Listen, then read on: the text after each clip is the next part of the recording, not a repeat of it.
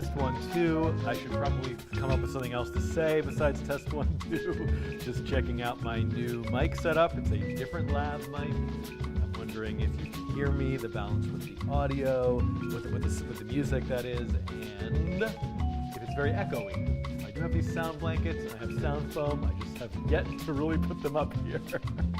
All right, I'm muting myself. I'm going to follow the chat and see how my audio was. Thank you very much. See you in a minute.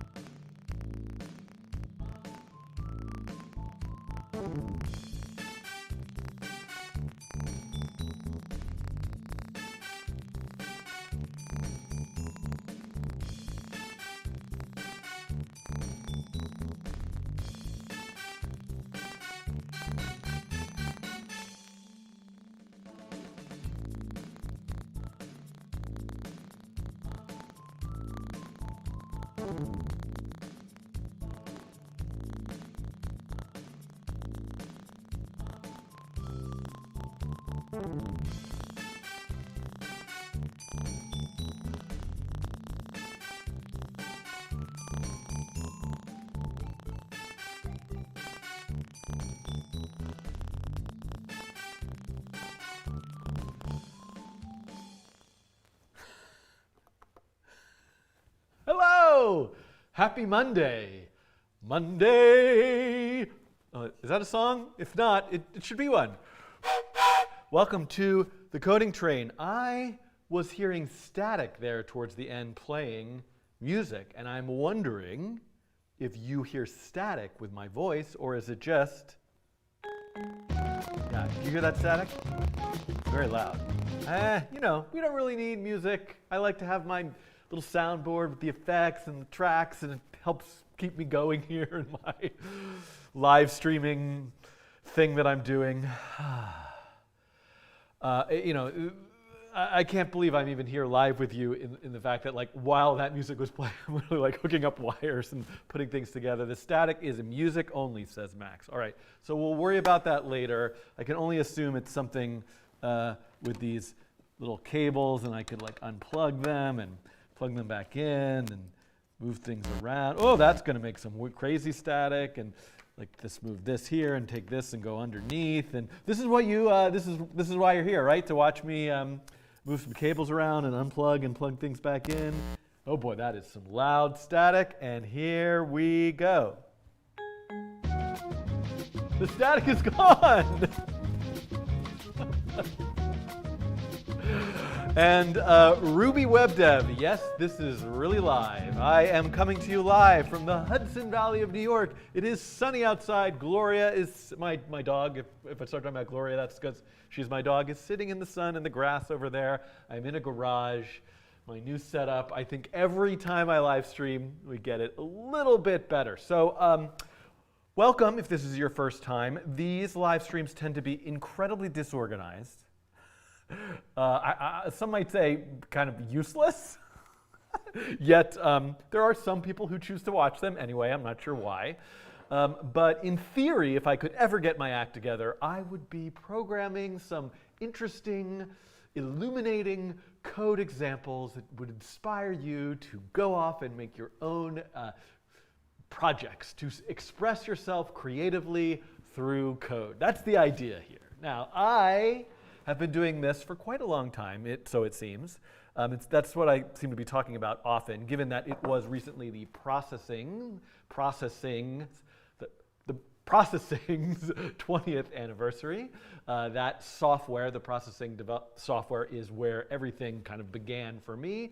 I started to program a couple years before I discovered processing, and I was working mostly in Macromedia Director with the Lingo programming language. I won't tell that whole story again, but it's been a while. And all of this time,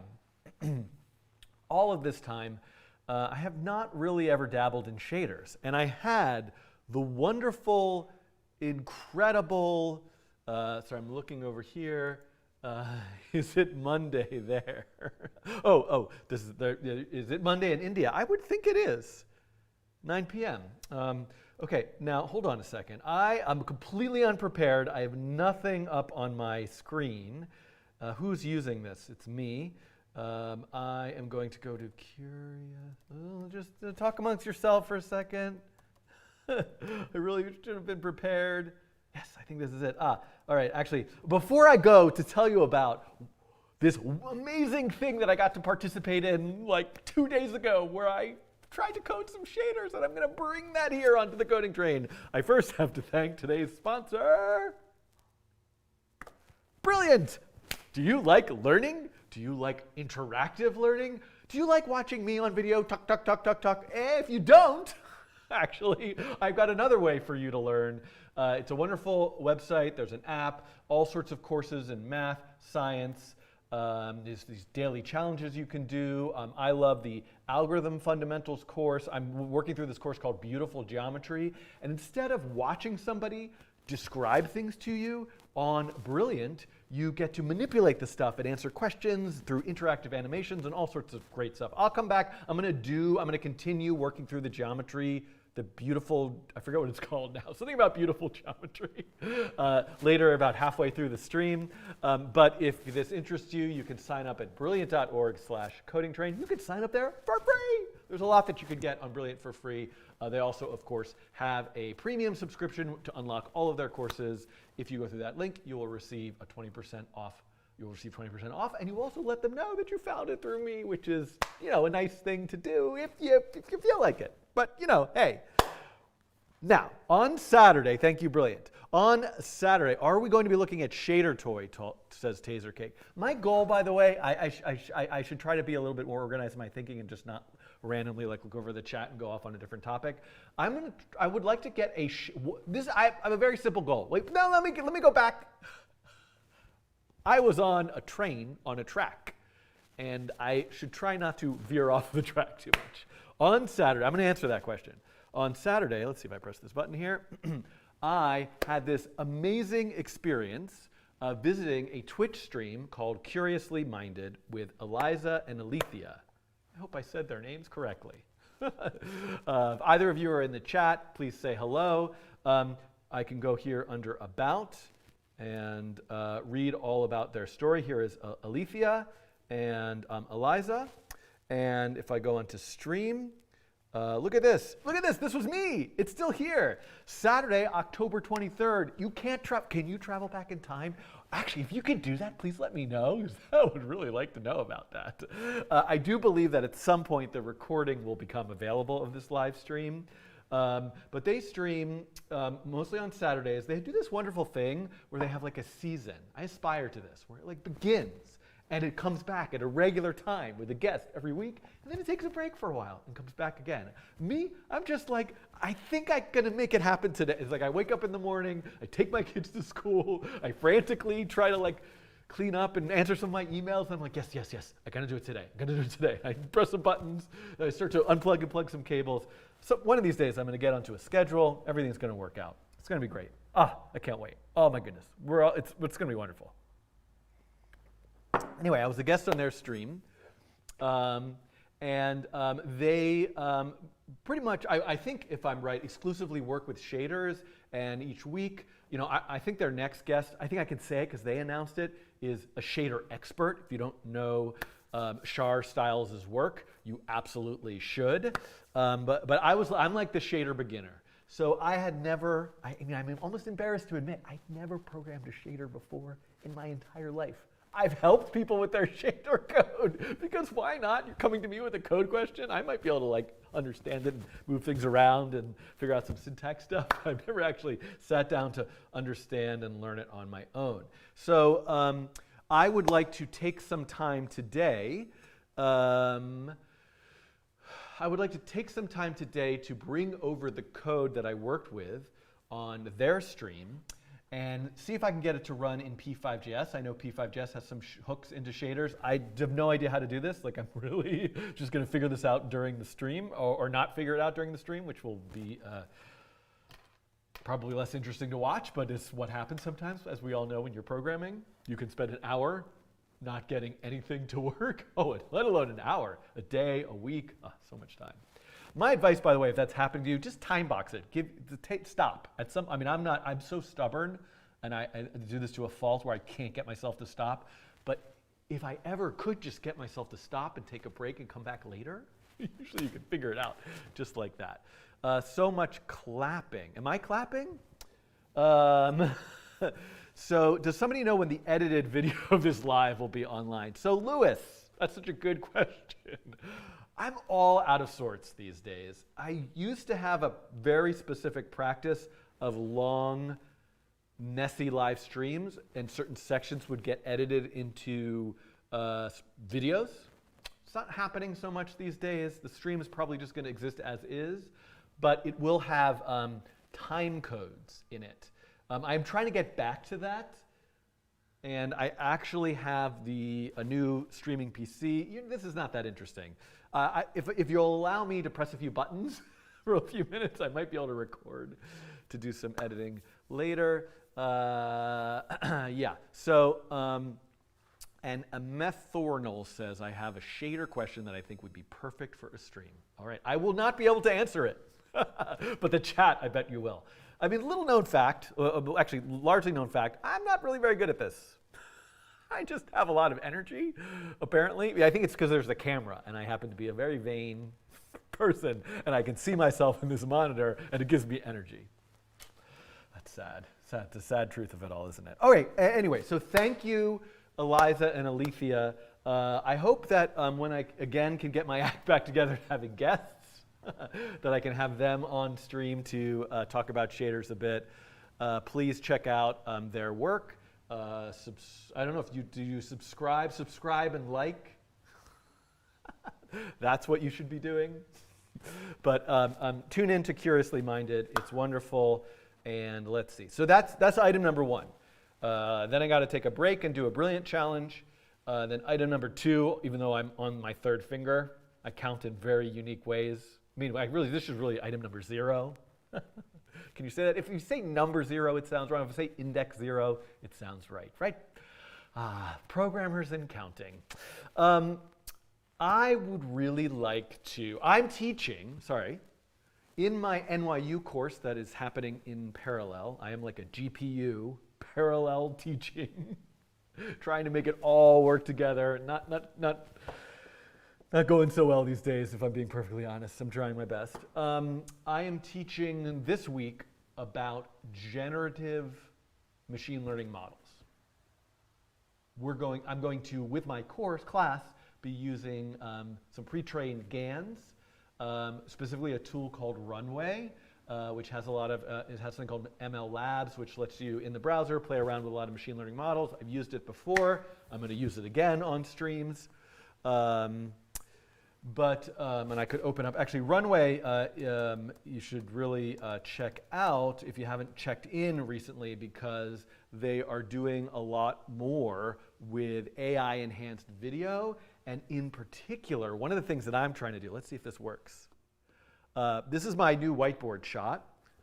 Hopefully it looks pretty good. One of the things that I've been working with Runway, with the vast coding trained team, I don't have my marker, is that I draw diagrams often in my videos, and then Jason Hegland, who does some animations, collaborates on animations with me, will take those drawings and enhance the animation.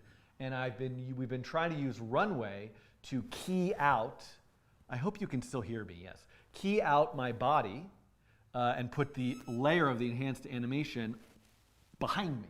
So there's no green screen here, but Runway has this AI enhanced, I don't know if that's the right way to say it, but a rotoscoping tool, essentially. And so I encourage you to check out Runway.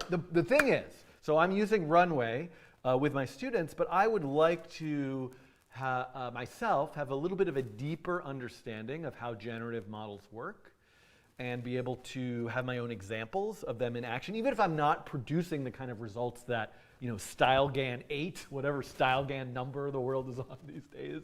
I like to be able to peel back the layers and work with the most basic version of a sort of sophisticated concept. And so to me, I think that is an autoencoder, of which I have not ever done before. I mean, I think I have some lectures with some slides about autoencoders, and I kind of go through them, and I say the bullet points. So you're a bit quiet. People are telling me I'm a little bit quiet. This is easily remedied. So let me see if I can remedy it. But let me finish my thought here, which is that, Simon was pointing out to me today, you're really going to do 2 topics? You barely even get to 1. So I really got to finish by 1 p.m. my time, which is an hour and 40 minutes from now. I mean, I really should finish in about 15 minutes because I have a lot of stuff to deal with and do. But I'm committed to this, and so I got to keep going with it. Let me see. Quiliz does videos on Shader Toy. That's cool. All right, so I'm just want to hear some confirmation in the Control Plus. Yeah. Yeah, so I'm trying to enlarge the font in Discord so I can see my supporter Discord chat better, but I can kind of read it. Are we combining shaders and autoencoders on this stream? That's a kind of amazing idea, actually, but no. Although there is a relationship, interestingly, between shaders and machine learning algorithms, particularly neural network-based ones, because both use matrix multiplication and the GPU. More on that later, perhaps. I would like to hear from somebody in the member chat in Discord if I should raise the volume of my audio. It's an easy thing for me to do, but I'm seeing that in the YouTube chat, which is, not always the most reliable source of information. Yeah, I appreciate you all, though, very, very much. All right, let's get to, can I do a shader in the web editor? I don't even know. All right, let's see if I can get into CodePen. Because that's where I was coding the shader. Oh boy, shoot. You're gonna have to bear with me as I log into my CodePen account. Please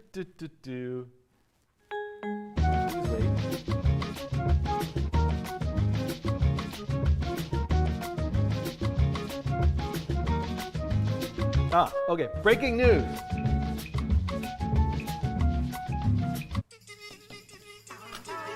I've got breaking news. Coding Train breaking news.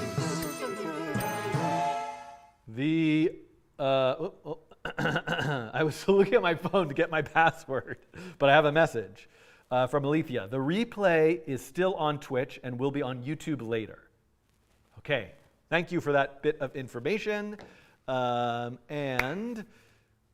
Louise Lessel is in the chat telling me I can use in the P5 web editor. Hi, Louise. I'm seeing all these names I recognize, which is really fun for me. Maybe Monday is a good day for me to stream. I usually don't stream on Mondays. I can't tell how many people are watching this right now. It's probably about the same. All right. So wait, I was trying to log into CodePen. So when I stream, I don't have my password manager kind of stuff all going because who knows what's going to pop up. So I have to look at it on my cellular telephonic device.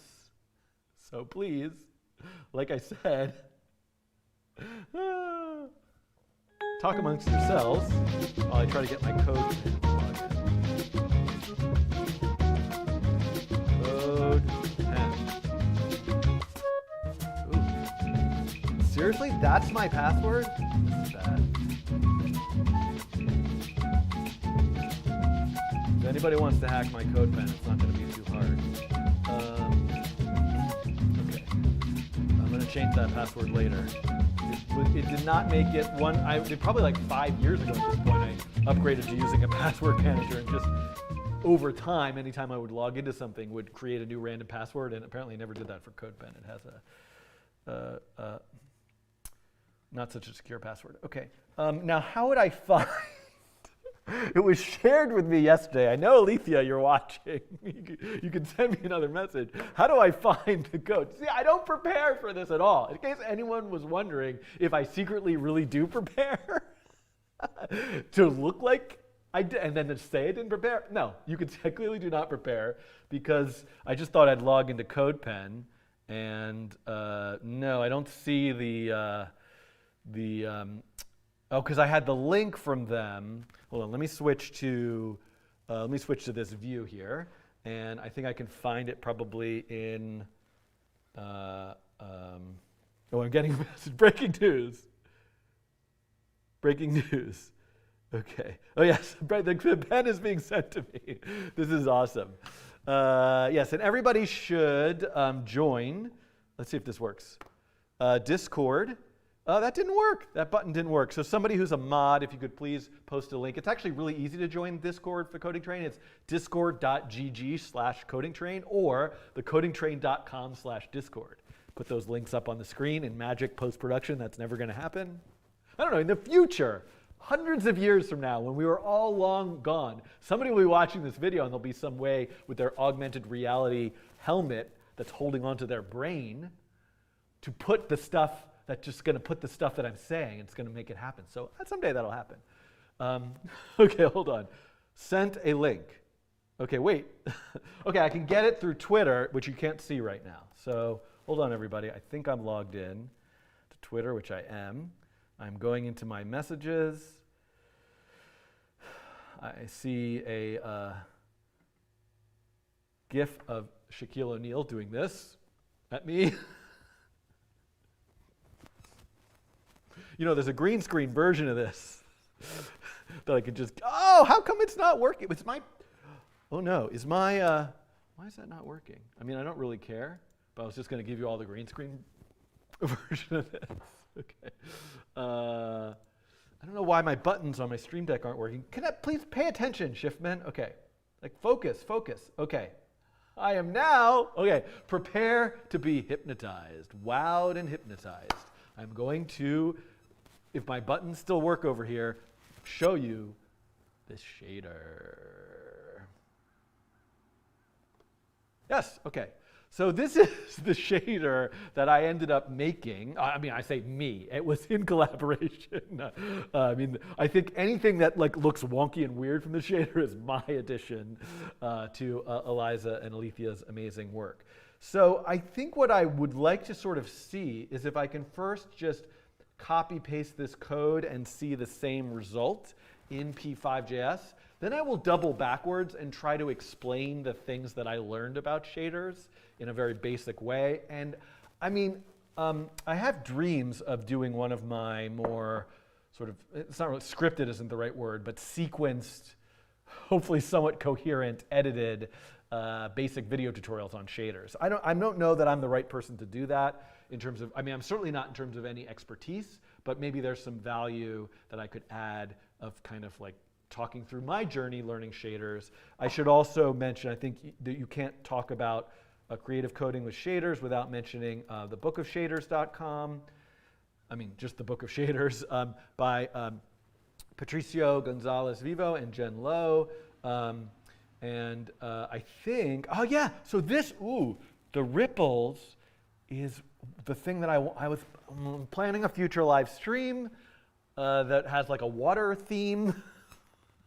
And I was going to try to do ripples, which I've done as a coding challenge, but try to do that in a shader.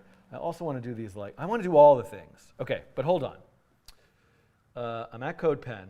So let me just go to the P5. By the way, this is what I did on last live stream. I'm just really proud of this. It's a slide puzzle. Should I try to solve it now? It's like the choo-choo bot in P5. So watch back that stream if you want to see me code a slide puzzle. Let me close that out. How are we on time? 11:30, great.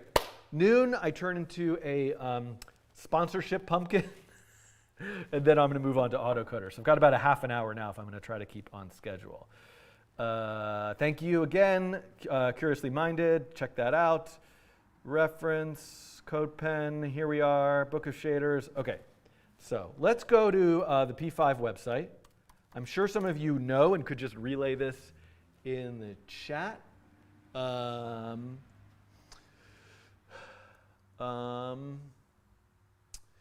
I'm just looking and, oh, Freya has videos on shaders. Oh, interesting. So Freya Holmer, they make wonderful, wonderful, wonderful YouTube videos. In particular, the Bezier. I made a Bezier curve video at the same time. Mine was not as good, but it was in my own way. Freya's is totally amazing. So, and hopefully they both complement each other. But Freya, I'm now being told, has videos on shaders. So maybe I'll check those out. Let's go to, where would I look here? Search, shader. There must be like a P shader or P5 shader. Oh, reference shader. Okay. Load shader. So my understanding, by the way, is there's multiple kinds of shaders. So we see this dot frag. Whenever I say my understanding, that's my caveat of like, I don't really know this stuff. But I learned it a little bit from Eliza and Alethea, and I wanted to say that I've been like exploring it more since then, but this is literally like, you know, that stream ended. I was doing stuff all weekend, and I turned stuff on today. So there's a fragment shaders. Fragment shaders are a kind of shader. Well, like if you think about that a shader is going to be applied to a piece of geometry, like a flat plane in the simplest sense. A fragment shader is an operation to do in parallel on all the pixels of that plane. And a vertex shader allows you to manipulate the geometry of that plane. So I want to just do a fragment shader. Can I only do a fragment shader in P5? We'll find out. Now, first of all, the other thing I want to say is, so let's say I want to do a fragment shader. Can I do create file, Schiffman.frag? I don't know, what are they called here? A shader. I guess I could just call it shader gradient. I'll call it Schiffman. Schiffman. Oh, it is. Look at this. Valid extensions.frag. Yes, P5 web editor. Thank you. Okay. So .frag. Now the question is, if I am now in sketch.js and I want to load a shader, so let's say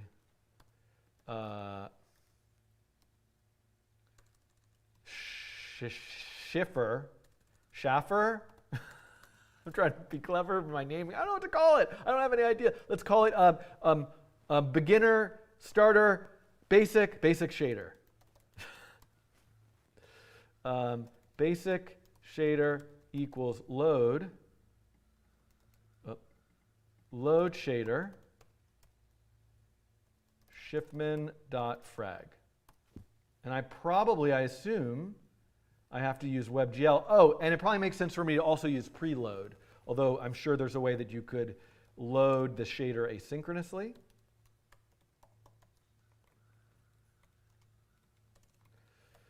So let's put it in preload. You're all seeing what I'm doing, right? So, oh, why? Okay.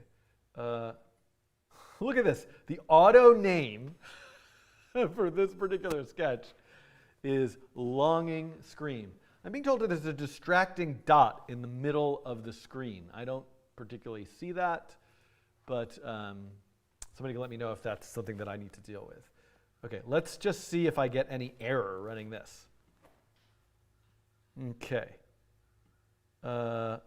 Looks like load shader was expecting 2 arguments. So it appears that maybe it requires both a vertex shader and a fragment shader.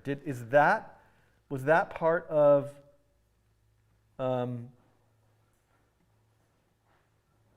what we did here? HTML, JS. All right, so I need to follow. By the way, I remember I'm getting like messages from everywhere. Flopine or Flopine does amazing stuff with shaders on Twitch also, and I saw Flopine in the chat on Saturday. It's much more visible on a. Sorry that this. Oh, I know you guys can't see this at all. Apologies. I know you all cannot see this. Yes, there is a vertex shader maybe here too. So let's do this. Let's make a new file and call it, hey, shiftman.vert. And so now, if, and this is great, I have Alethea on chat here feeding me information. Oh, why did I write shiftman.net, shiftman.vert? Okay. Let's see if I can get this going here. Sorry, everybody, I'm trying to figure this out. Now, so if I go back to CodePen, there is a fragment. Oh, this is the vertex shader. So this, I didn't notice this. This is the vertex shader. So this must be sort of like boilerplate vertex shader of like, this is just a, what is position though? Is that like a built-in variable? Well, let's just copy it in. And is that somewhere that I don't see? But let's go to here. So let's go. I can't finish the sentence. Can I autoform this? I'm sorry, but you're all going to have to bear with me as I manually write some in. So this must be, I'm guessing, a basic simple vertex shader. I'm trying to unpack what this means. My understanding of the vertex shader has to do with the geometry. So this must just mean, but what is position? Dot, dot, dot, the chat is going. So there we go. Now let's see if I can run this. All right, no errors, that's a good sign. Shader orange blue. Got it. So maybe I display the shader in setup. Yeah, you display the shader by calling shader. I guess it's like mapping it onto. So if I go here and do shader in draw, do I really need to do this in draw? Like, well, we're going to find out. Basic shader. So the idea is, and let me put a line break here. It's not going to let me do it, but I'll do it manually. So the idea is I have 2 files, a vertex shader, which I am not going to explore probably today, given that I'm about to do this for the next 20 minutes. I should really just plan to do shaders the whole time. Maybe we should put off the autoencoders. Position is the current vertex built-in variable. Got it. Thank you. So got it. OK, that makes sense. But again, one of the things that I'm having a lot of trouble with is my whole world. The foundation of my entire world is basically built on top of 2 nested for loops. And with a fragment shader, I'm essentially writing the code for 1 pixel. And instead of iterating through all the pixels, that code essentially happens like all at once for all the pixels in parallel. You know, I'm not sure if the metaphor is exactly right there, but there are a lot of coding train topics that could be remade in shaders, yeah. So Yeah, and what is the fourth dimension in this is also another interesting question. If this is a 4D vector, if position is in x, y, z, what is 1? Is that like the normal or something? All right, I'll wait for the chat or somebody to tell me. Triangles that make a plane. Everything is triangle, so I'm not really making a plane. It's two triangles which make a plane, maybe? Okay, so now I guess, well, let's just see. I want to start over, but let's just copy paste this into here. And then if this works, then I'll start over. Okay, yikes, an error occurred compiling the vertex shader. Position, undeclared identifier. This will definitely fix it. No precision the fragment shader. Okay, hold on. Oh, I forgot. I missed part of the shader, it looks like, at the top. Oh my God, I missed a lot of the shader. Got to go up to here. Go to fragment and here.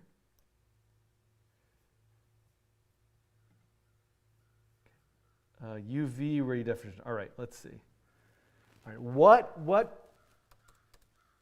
do I have missing here? Okay, let's see here.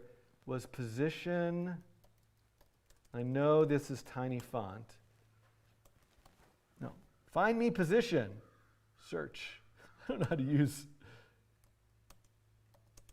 There's another position right there. How do I use CodePen search?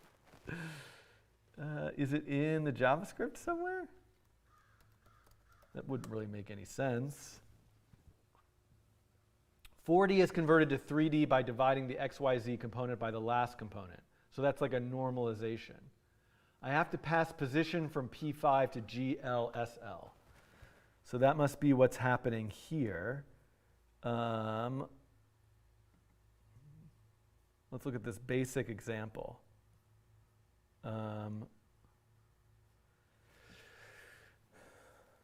Is that happening in here? Set uniform, no, set uniform doesn't appear to be happening here. Let's say, ooh, look at this. Look at this fancy shader. Looking in the chat, I don't see anything yet. All right, so I have to figure this out myself. Back to what I had. Position is an undeclared identifier. So P5, simple shader example. Basic shader examples. This is different. Okay. Assets, basic, vert. So where, with these examples, are they in the web editor? Let's see. Oh, here, let's look at this. Aha! Whoops.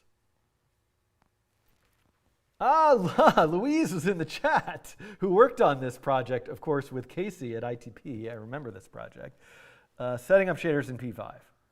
Shader.vert, shader.frag. Okay. No strokes, so our shader's borderless. Let me make this bigger so you all can see it.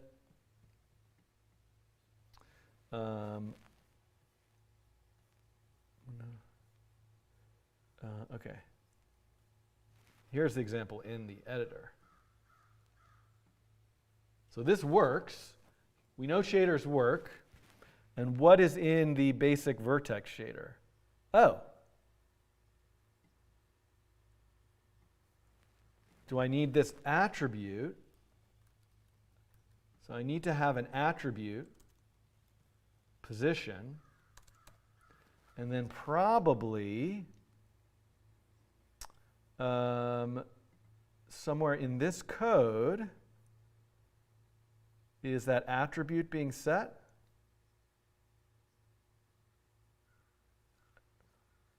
Well, let's see.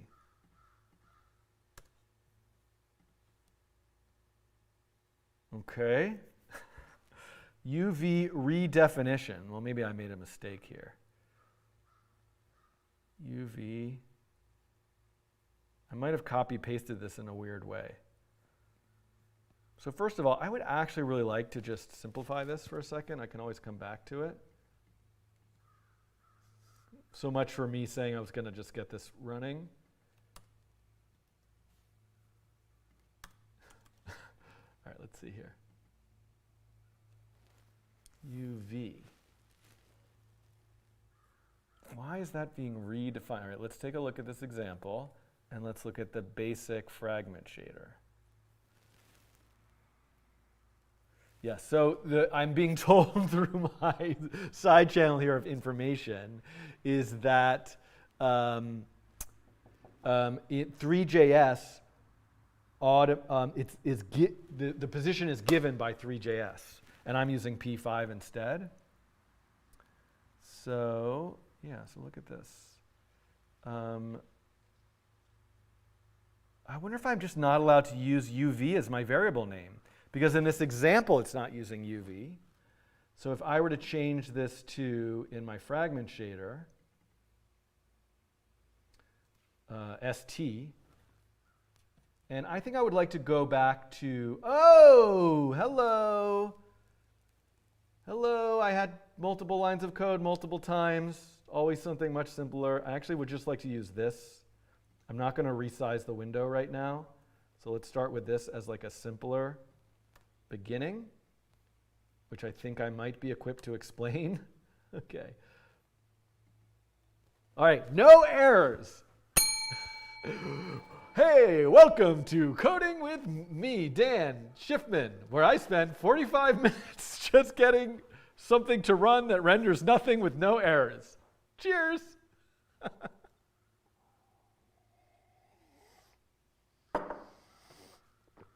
Okay. Deep breath, everybody, deep breath. What are we doing? The idea of a fragment shader, the way that I understand it, and hopefully people in the chat will be correcting me, is that I want to look at all of these coordinates, these XY coordinates, well, in this canvas, all at once. So this little main function is pulling up the UV coordinate, which is the XY of the fragment shader divided by the resolution, because UV has to be normalized between 0 and 1. So XY, I'm assuming, is like the literal pixel, 100, 100. The resolution is 400, 400. So UV is 0.25, 0.25. I think that must be what it is. So the idea, and then I have that UV, and I'm just going to go over to this one because I think, I can just set up, well, I actually don't even need this. I'm going to take out this line of code for a second. So this main function, and I think, oh yeah, the resolution is coming in through uniform. So take that out for a second. Okay, we're going to go slower. I'm going to comment some things out though. Like pretend, it bothers me. I got to take them out. All right. What I'm going to do here with the most basic, simplest shader I possibly could is just set a hard-coded color. GL frag color equals vec4. So a color is a 4-dimensional vector. That makes it sound very fancy, but it just means there's 4 numbers: a red, a green, a blue, and an alpha.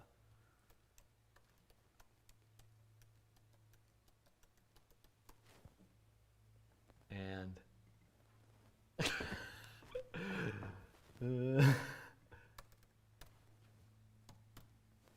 I should put the auto refresh on. All right, so let's see here. Load shader, vert. Let's make this black just so. Okay, so I think I'm still missing, like in I think I'm still missing something about setting the position. Because in theory now, this should give me a nice pink color, red and blue across all the pixels. This is like the code for 1 pixel, but it's applied in parallel to all of them. So I'm just sorry, this chat that I'm looking over here, this will run for every vertex of the geometry, and that's what position means. Yes, that's what the vertex shader is for. It can manipulate the vertices. I'm reading this from Simon. So, so I need to figure out how do I set the position attribute. See, this is good. This is my process. And then someday I'll make some tutorials about shaders will appear that I know what I'm talking about. You can all refer back to this video to know that I really don't. So how do I get this attribute position? So it's in this example. So let me look. Position for, x, y. So somehow GL position equals, somehow this A position attribute is set somewhere. Index.html? No. Sketch.js? Set uniform? I don't see it anywhere. Where is it? Do I need to, oh, I need to draw some geometry? Otherwise, there's nothing to apply it to? Maybe that's the issue. I mean, I still think I have the other issue. Because the shader is being applied to the geometry that comes next.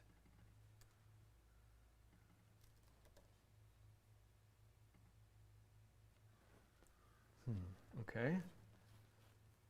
What else am I missing? I could probably just read the tutorial and it will explain it. It's built in. Oh, so what am I missing here? Luis is saying it's built in. Sorry, Louise is saying it's built in.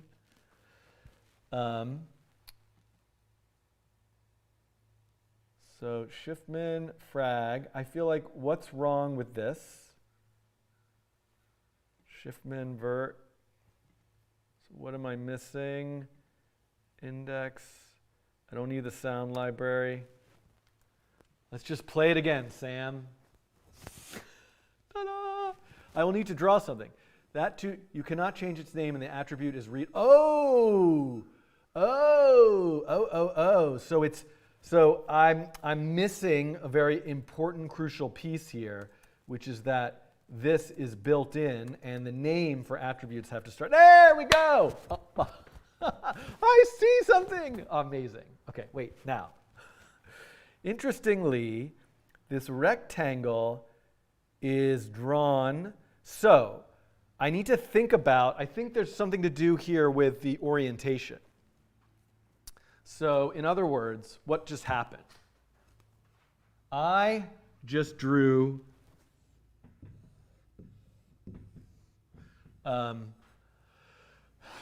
I created a shader. This is my diagram of a shader. Makes no sense. I created a shader, and then I drew a rectangle, but the rectangle, I drew it at 0, 0. Oh, because, of course. So I'm in OpenGL, WebGL mode in P5, which means that 0, 0 is in the center and Y points up.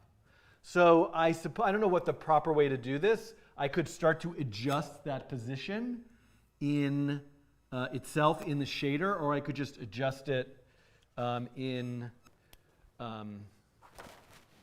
P5. Let's do, let me go back to here. Let's do the following. I'm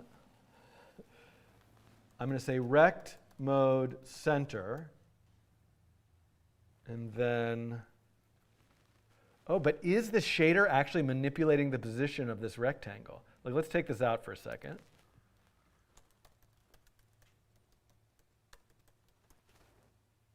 Right? That gives me that rectangle.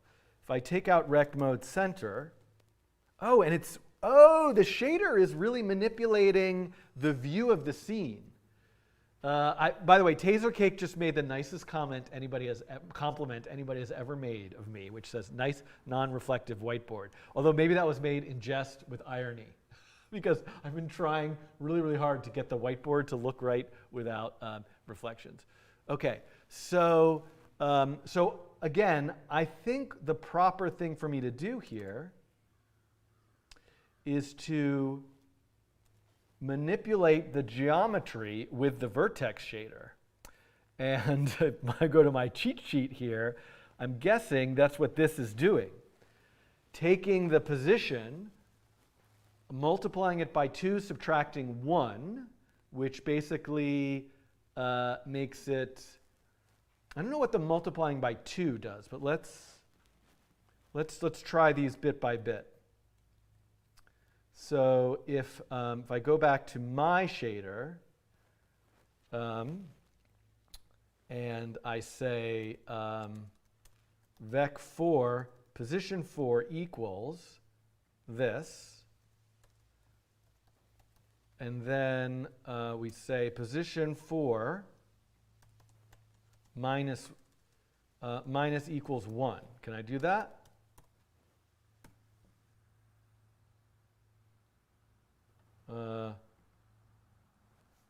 Minus equals 0, comma 1.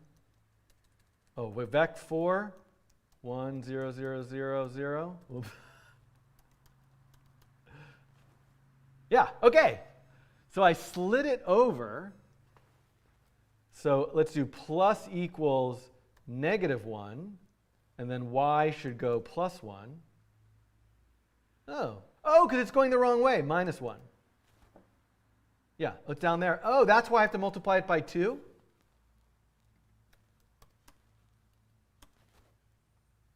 Oh, it doesn't like that. Position 4, okay.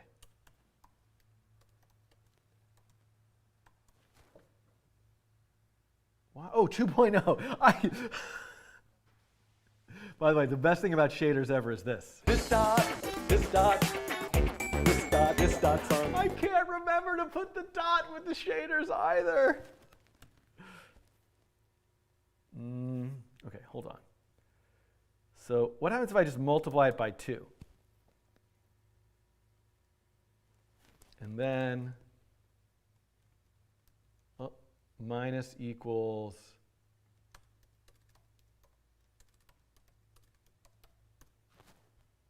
there we go. Wait, how did multiplying it by 2? Oh yeah.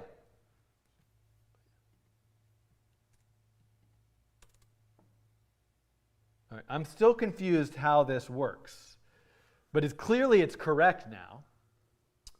The screen coordinates range from -1 to 1. Aha! Thank you, Juhahi64. I've got it now. So if I come back over here, this makes total sense now.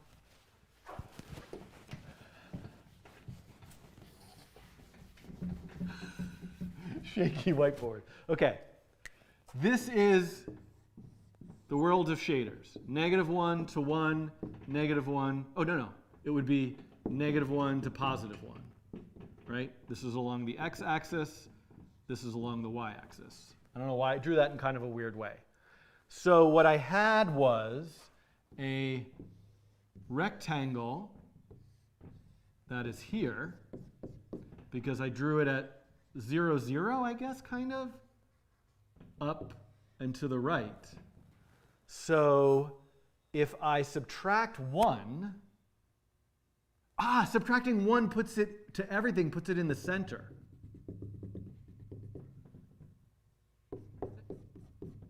Because maybe its width is like just 1. And then multiplying it by 2 expands it out. So that's taking the sort of like rectangle from processing, some geometry, and applying this shader, for the vertex shader, which manipulates the geometry so that it's centered and larger, and then the fragment shader does this like of all the pixels all at once. This is what Eliza, I can't remember, I have to find this video. Eliza explained to me that a shader, the way that it operates in parallel, is like I could draw like a circle like this, one point at a time. That would be a for loop. Or, can you see that? Yes, you can. Or, if I had some kind of magic stamp, I could just stamp all of those points all at once. That's like what a shader does. Okay. Now, let me come back over here and read the chat. It's remapping 0 to 1 to -1 to 1, yes. Okay, great. Oh, and Nicole, yes, Nicole Vella is here and says, I remember you from the Curiously Minded stream who said, it's like a sheet of transparency paper. So I haven't gotten to that part yet. I'm going to have to come back. We're going to be wrapping up the shaders portion of the stream momentarily. I'm just dipping my toe in here. Well, I put my full foot in on Saturday. Now I'm coming back to dip because I had other people helping me with my foot. That sounds very weird to go back and erase that. But now I'm dipping in my toe by myself. So, okay. So now the thing is, this fragment shader is just setting the color of every pixel. Now, what if I wanted to do a random number, a random value?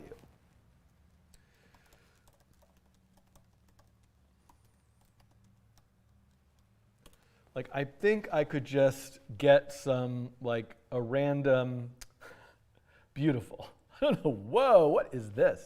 This could be a random pseudo, okay. I should probably, do this a little bit more thoughtfully. Welcome to Copying and Pasting Code with Daniel Schiffman.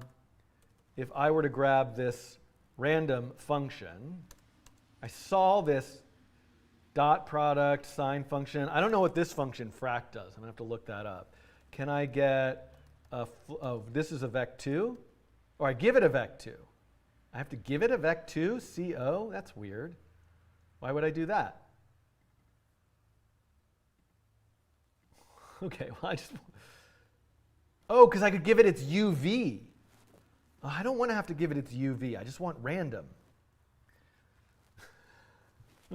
Oh, but I would have to do a my brain does not compute shaders.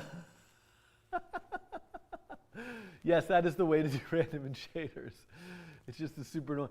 Okay, I guess I was trying to avoid getting the UV, but we need the UV. And what do I mean by the UV? Basically, in my little metaphor here of I have this stamp, I want each one of the little spots on the stamp that's rendering this all at once to know where it is in the stamp. So right now, the little paintbrushes that are in the stamp. I'm going to build a whole physical device here. I'm trying to also avoid using the word gun because I think it's like a paint gun or something. But the stamp, all the little spots, they need to know where they are so that they could render different colors at different spots. Right now, they don't know where they are. They just all know render pink. So the way that I get their color at every spot is by making a vec2 called UV.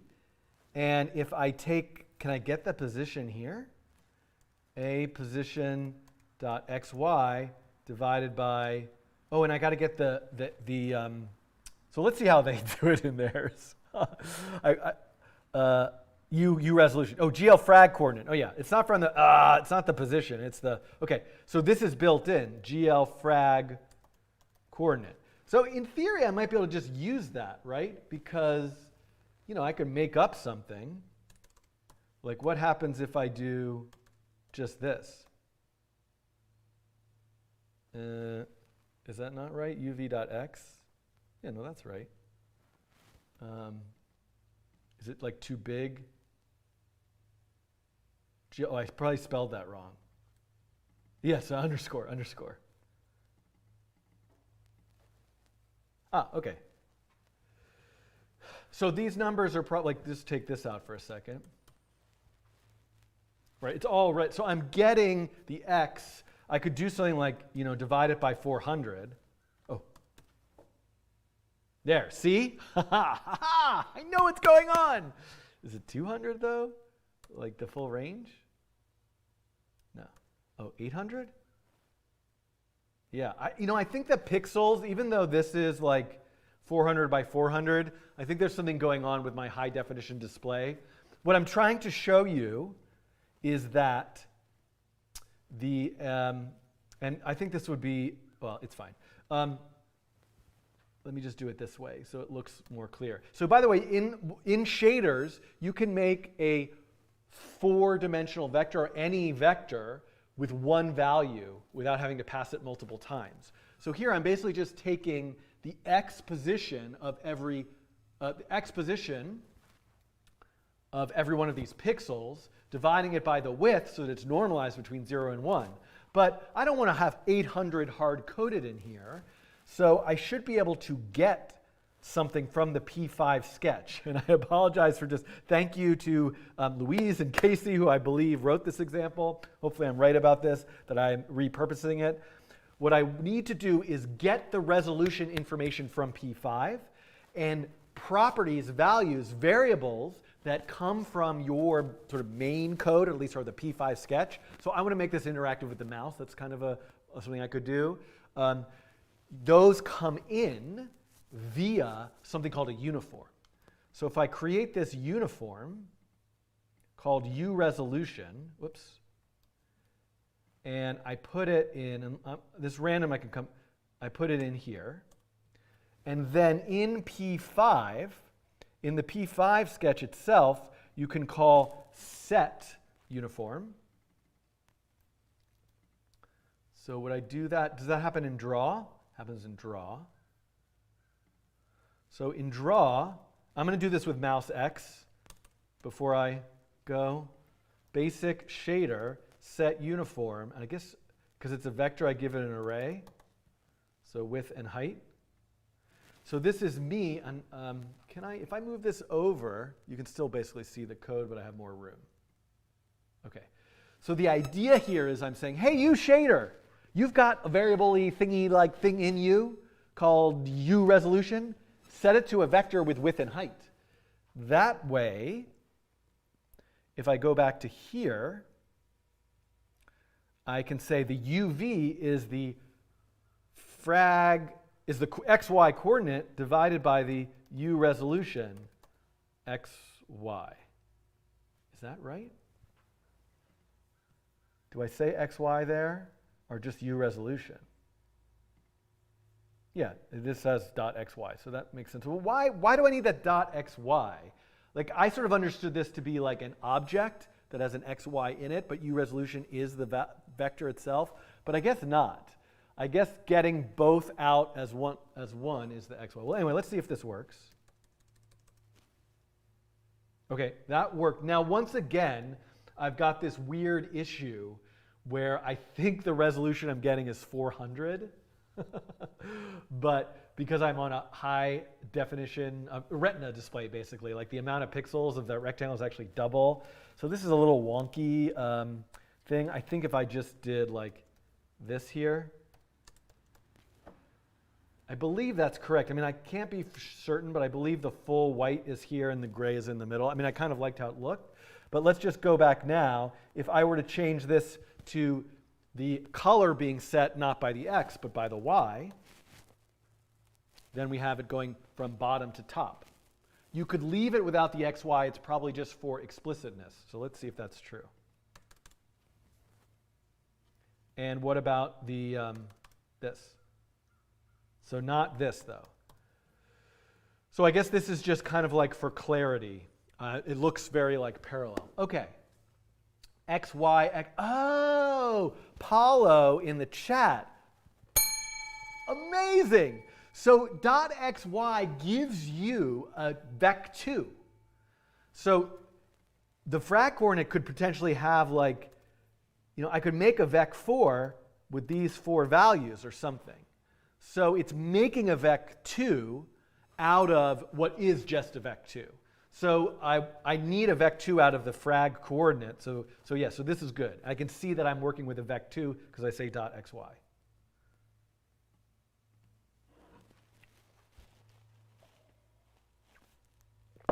I should just admit that the let's put up a little poll.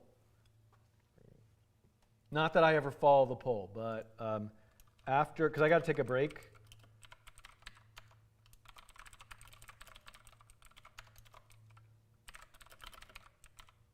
I'm putting up a little poll.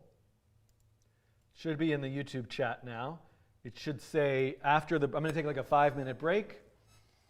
It might be a little bit longer because I'm going to do this. I'm going to continue the beautiful geometry course on Brilliant. And after I come back, I'm just sort of seeing the poll if I should continue with shaders or sort of taking the temperature of the audience here. All right, let me keep going here. By the way, I should really work on learning with shaders, the processing too. All right, so I'm getting somewhere. Now, I believe there's a distance function, if I'm right. So that would just be a float. Can I get the distance between, can I make a vec2 that's like center? Would it be 0, 0? And then get a distance, or is it length, between center and UV? And then have the frag color be that distance. Yeah, oh, okay. 0, 0 is the bottom. Oh, because, is this my 800? No. Is it 0.5, 0.5? Is that how I've done things? And then if I said, the brightness is 1 minus the distance. Oh. This dot, this dot, this dot, this dot. There we go. Okay. So now what I'm doing is is it dist or distance? There's a distance function. So I made the center a point. I'm considering a point in the center. And I'm thinking here. I'm considering a point in the center. And then I'm looking at the distance between every pixel and that point. And if it's closer, and then saying 1 minus that. So if the distance maps between 0 and 1, 1 minus that, it'll be brightest towards the center. So my goal here, with all that I have now learned, and the poll looks pretty, there's 117 votes. Strong winning for continuing with shaders, so it's probably what I'll do. I'll have to just take out autoencoders from the title. If I go back, so I'm going to try to just get the mouse working. I'm going to take like a 5 to 10 minute break and then come back and do a bit more with shaders, just so everybody's clear on the plan. What am I doing here? So I think I can do this without referring to the example code now. So what I would like to do is basic shader set uniform uMouse and call this, say, mouse x, mouse y. So this is me taking the mouse coordinate from P5 and sending it to a variable that I'm going to call uMouse in the shader. Is it proper to say variable if we're talking about a uniform? Can I call it a variable? So now if I go into the fragment shader and I add another uniform, vec2 uMouse, and if I take, can I just do this? Can I do u underscore mouse dot xy? This should be the same thing, right? So if I take the mouse and divide it by the resolution, ooh, whoa, okay. So my things are reversed here. So, and this is always the interesting question for me, like where should I manipulate this? Like, should I manipulate it in, so the x, ooh, weird. And can I console log stuff in the shader? Is there a way for me to do like print? That's not going to work, right? I mean, how's it going to possibly do that?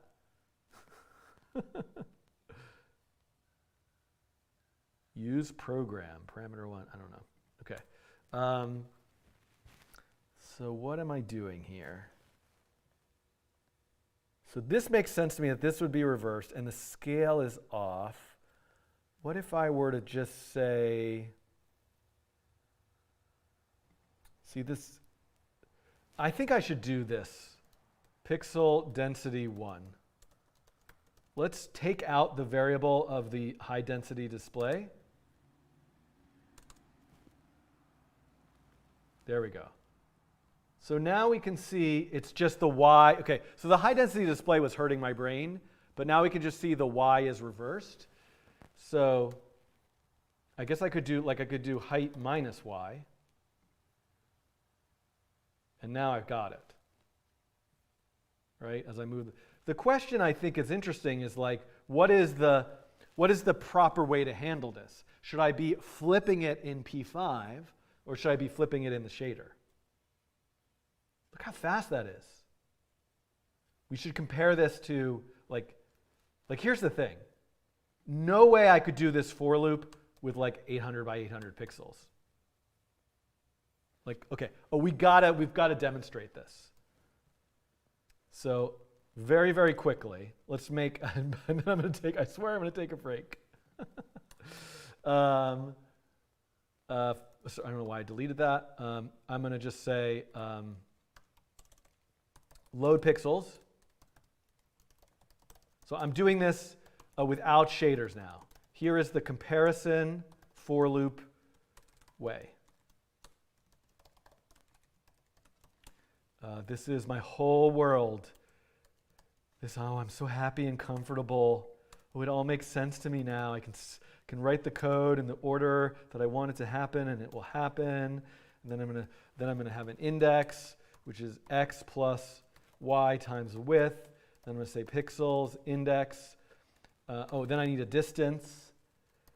Distance, which is the distance between this x and y, and the center, which is width divided by the mouse. Mouse x, mouse y, and I can say then I can basically map it. Map the distance, which goes between 0 and, I'm just going to use the side as this is not exactly right, 255 down to 0, and then we're going to say, float. Back and forth is hard. Okay, and then I'm going to say pixels index plus 0 equals bright. So I have numerous videos going through how the pixel array works in processing in P5. This should be 255 for no alpha. Once we're seeing again like a vec4, right? But I'm setting each of the pixels individually. And that index has to be multiplied by 4. Let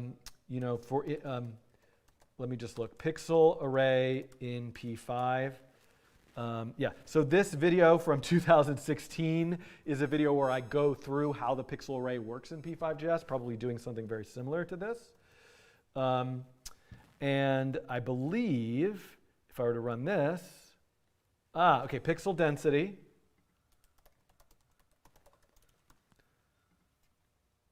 Wait, 1. Again, I've got the sort of pixel density. Okay, look, even at 400 by 400, look how choppy that is.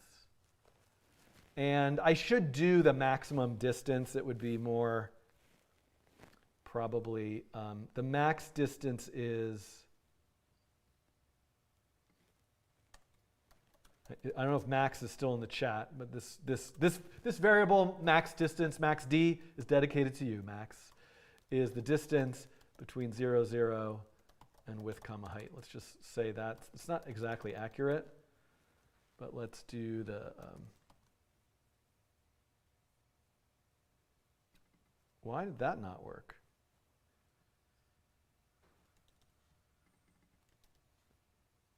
It's dist in processing. You know what I actually want it to be? This is so dumb, but I want it to look like the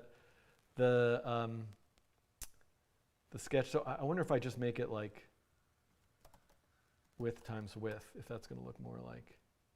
No, because, no, do I not have the, I'm so confused.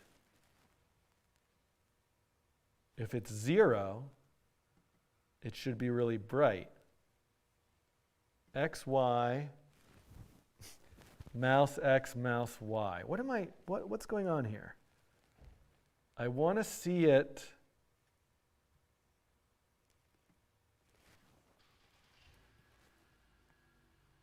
Yeah. Now that I'm getting stuck on like a silly thing. Oh, this looks the same. I think I was right. Square root. I mean, I can just do distance between 0, 0. I mean, this would be the correct. This is actually the no, because it could be in the corner. Sorry, everybody, for this like silly digression. Programming is hard. Okay.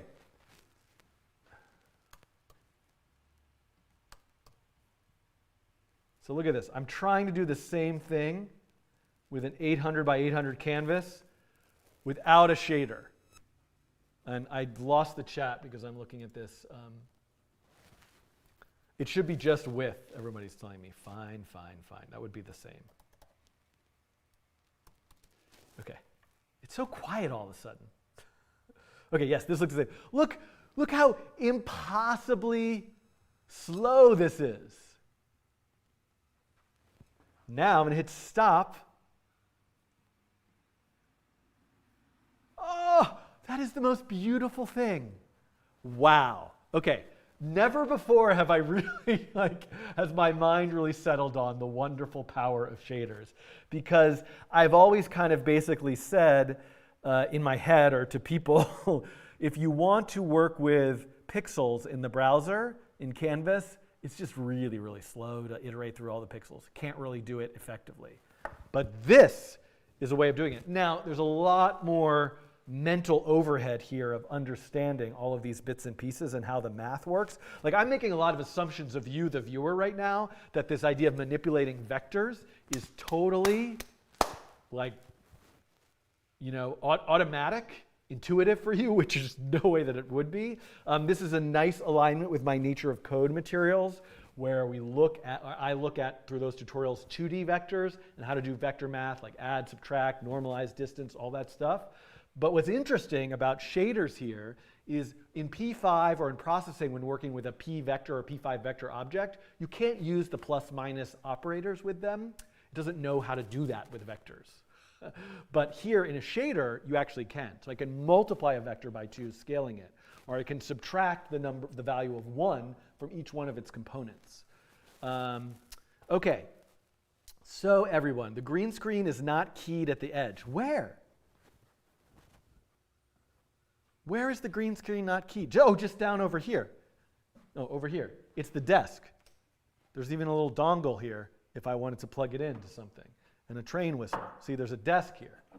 There's a mug here. I mean, I could lower it a little bit. Does that make everybody feel better? I don't like you seeing this secret soundboard. All right. So the voting is clear here. XNick is giving me an idea. Multiply the distance by sine angle, taking the... So I'm going to do more. I'm going to have some fun with this particular shader. Oh, no, I closed that. And I wonder if I could even... Sorry. Don't talk to me. All right, so hold on. Where am I going? All right, so I got to take a short break. Don't go anywhere, though. I'm coming back with a lot more about shaders. But before I go, I just want to take a minute to thank today's sponsor. Oh, you know where it's not keyed? Up there. What is that? Oh, it's a light. There's a light here. So I don't know why that. I guess I could turn it slightly. There. That's what you're all talking about. The right edge. Yes. Okay. Got it. Everybody knows how smooth I am at these like sponsor segments. I'm so good at them. I'm never going to get fired. I'm here today to thank today's sponsor, Brilliant. Do you like learning? Do you like interactivity? Brilliant is the place for you. All the kinds of topics, programming, algorithms, geometry, graphics, fractals, neural networks, science, physics, all of this stuff is just everywhere on Brilliant through a series of amazing courses, all with interactivity. So it's a little bit small here, but this is one of my favorite courses called Algorithm Fundamentals, where you can sort of learn about this. Like you can see here, this is a lesson about a fruit classifying algorithm. and you're manipulating sort of code logic, pseudocode, through an exercise by moving these blocks around, kind of reminiscent of Scratch or some of these other block-based programming languages. This is a wonderful, they also have an entire Python programming course. One of these days when I have like a week free, nothing else to do, I cannot wait to go through this entire Python programming course. I am going to, while that is playing, open up the Brilliant website on my laptop here and come back over to show you it myself. So you can see there are daily challenges. If I just clicked on courses, I think scanning through, you can see the huge variety of stuff. I mean, it's everything that I love. And honestly, like when I can get back to doing more coding challenges, there's so many excellent ideas of things that I could try to do here. And in fact, what I have been doing is taking, obviously, like when you're working through these problems, and we can just go to, I think Beautiful Geometry is the one that I'm on, so I want to continue this course. I already did this one. Okay, I did these already. I did this one. I did this one, I did this one. Okay, here we are. Have not done this one. So there's lots of ways to solve these problems. I have a whiteboard, I have my brain, I have my audience on YouTube to help me understand them. But one of the things that I really like to do is turn these problems into a P5JS sketch as a way of solving it. Now, so interestingly enough, I think there's going to be something, just scanning at this, I think there's going to be something pretty different about this problem than some of the previous ones. Like in one of my previous live streams, I went through this one to arrive at the answer 4/5 in terms of the ratio of orange to the total area of the circle. But here, I think just like off the top of my head, there's something pretty, and maybe I don't want to say too much. What I'm going to do is put up a poll and give you all of these choices. So let me put up a poll. I got to end this poll first. So I'm putting up a poll. Come on, YouTube.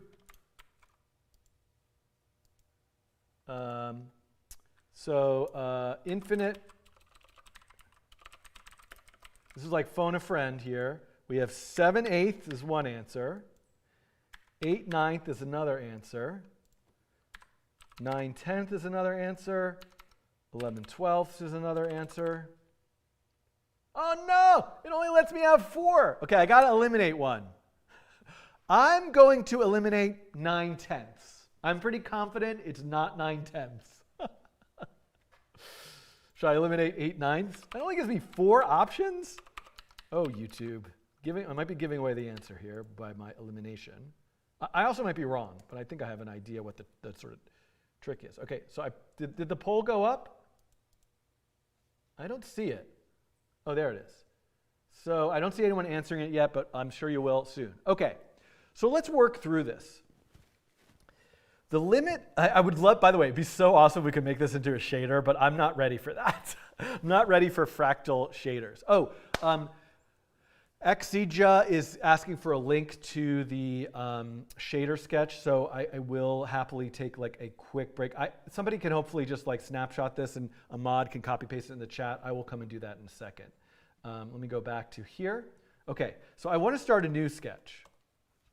And let's read over this algorithm. Start with a blue square, then make 2 red squares, each half the length of the original square, arrange them diagonally. So this is a problem that should be able to be solved by recursion. I'm going to write a function called draw square. And when you get an x, y, and a width and a height, I guess we know it's a square, so an x, y, and I'll just use w for width. We're going to fill a color. Maybe I should use like a Boolean, like is red. Let's try that. So if is, oh my God, a bird is in here again. Okay, it flew out. I'm in a garage with the garage door open, and a bird just flew in. Okay, is red. Fill a rectangle at x, y, width. And I can actually just use the p5 square function. So now in draw, and I'm going to put no loop, what I would like to do is say draw square 0, 0, 400, true. Let's run this sketch. Okay, now, I'm sorry that I'm covering up some of the code. So now the idea of recursion is that I'm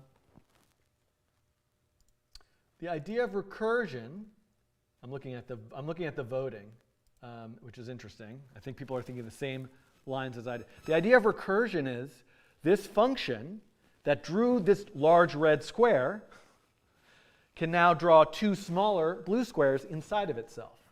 So I want to call, and I'm going to uncheck the auto refresh just because this is going to create an infinite loop without an exit condition. I'm going to say draw a square at x, y. If I look at this picture, it's this square, oh, blue. Can I make the first one blue? Oh no, that has to be red because the blue is the one that gets smaller and smaller. Weird. Oh no, oh, I'm so confused. Yeah, no, with each, no, I can do it any way I want. Oh, it's fine. I can handle this. I start with a blue square. Awesome. Even better. If is red, else, so much easier. Else,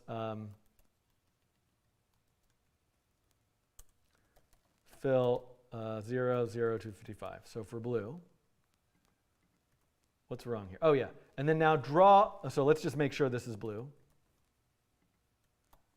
What do I have wrong here?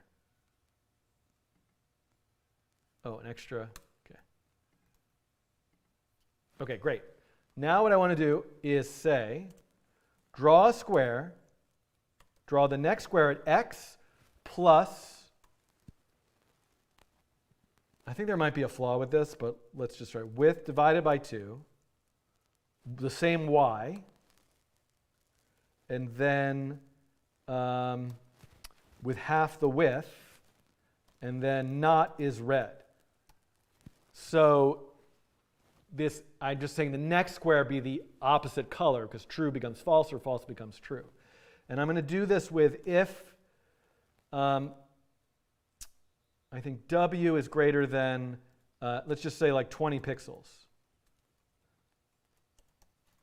So I think this is a reasonable exit condition given that we're going to do this, keep doing this until the half of the half of the half of the half gets less than 20, and then we're done.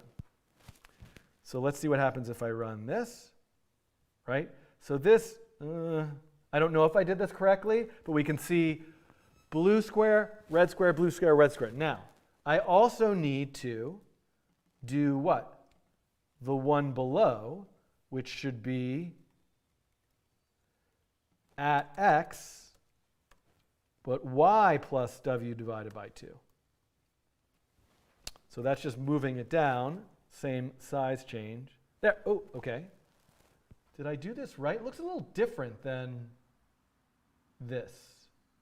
Oh, I only do it if it's red? Wait, 2 red squares. Then I had 4 red squares. Oh, I'm so confused. What am I missing here? I only do, I don't do that thing for any square that is blue. Oh, I'm so confused. Wait, how did oh, I started with blue. Oh, no, I'm not doing it over anymore because I started with blue. Okay, hold on. This is still going to have that problem, but x, y, w divided by 2. That's and then x plus w divided by 2. Okay. This is helping me see this, but I do it only for the blue squares. Oh, so I need to do, if I'm only doing it for the blue squares, I need to, like, for example, if w is greater than 2 and not is red.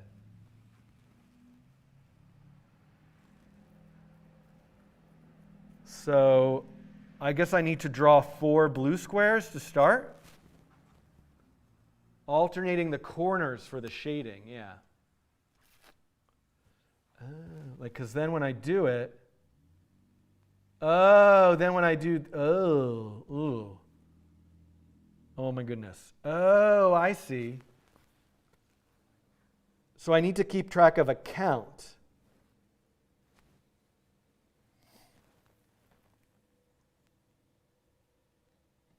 Oh, this is much harder than I thought. This is Ash is saying this is the same problem as adding an infinite sum. By the way, the answer is 1. I was trying to, but this is much harder to program. If you draw only one starting blue square and then only paint red squares on top of that one blue square. Yeah, why don't I start with red? And then I'm getting some kind of delivery, by the way. I don't know what that is, but I'll just go back and get it. I'm still talking about shaders. Not just the last squares is blue. You're adding red. You start with blue, then add red, then add. Yeah, so I can only add red. So I could do this in an object-oriented way, which is take the square and chop it up into 4.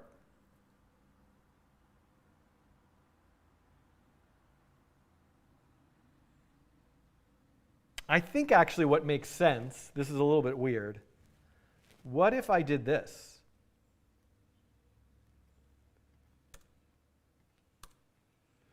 I know this is kind of weird, but what if I then, when I started with blue, all right, started with blue, and then what if I did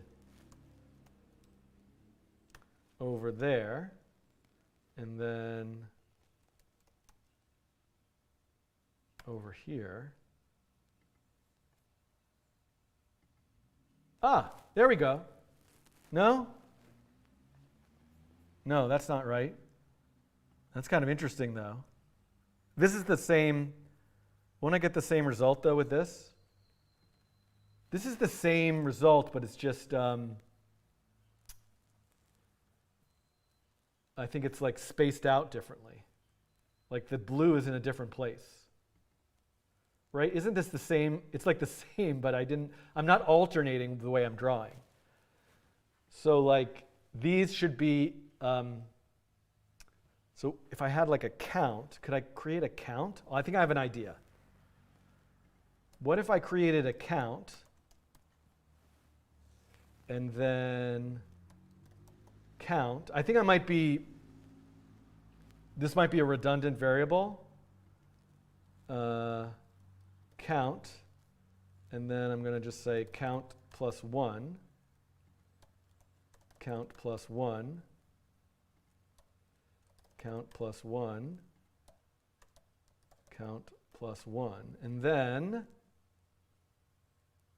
I'm going to say if count modulus 2, I want to know if it's odd or even. Let's just flip is red one more time, just for the even ones, or maybe just for the odd ones. There we go! Ka-ching! I did it. So Simon, I think, said it's the alternating, right? So, this is really cool. It's the alternating, like look at this. This is what I was missing. I'm sure there's a more efficient way to do this, and I don't need the Boolean and it's red, but okay. So red goes top, left, bottom, right. Then the next time there's a blue circle, it goes top, right, bottom, left. Then the next time there's a blue circle, it goes the other way around. So I just need to count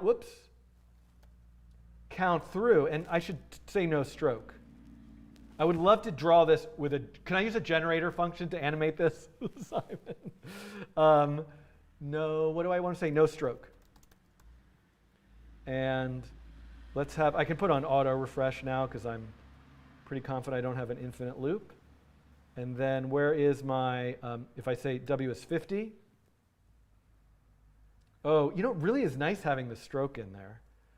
So let's have the stroke, but, well, what could I do? Hold on, I have an idea. I want to just see this iterate. So I'm going to use count. I'm going to use count as my exit condition.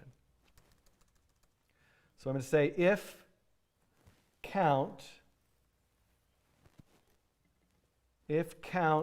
is less than 2, right? If count is less than 3, there we go. And I'm going to put the stroke back because it was actually nice to see that. I'll just make stroke weight 0.5 just so it's a little thinner. I'm going to take out the no loop. And then I'm going to say let iteration equal 0. And if count is less than iteration, so now we have just the blue square. And if I add a mouse pressed and say iteration plus plus, okay. Ready? Here we go. Oh, probably have to run it again. So now this should do iteration 1, iteration 2, iteration 3, iteration 4, 5, 6, 7, 8. And I would love to make this much bigger. Let's pick some slightly nicer colors.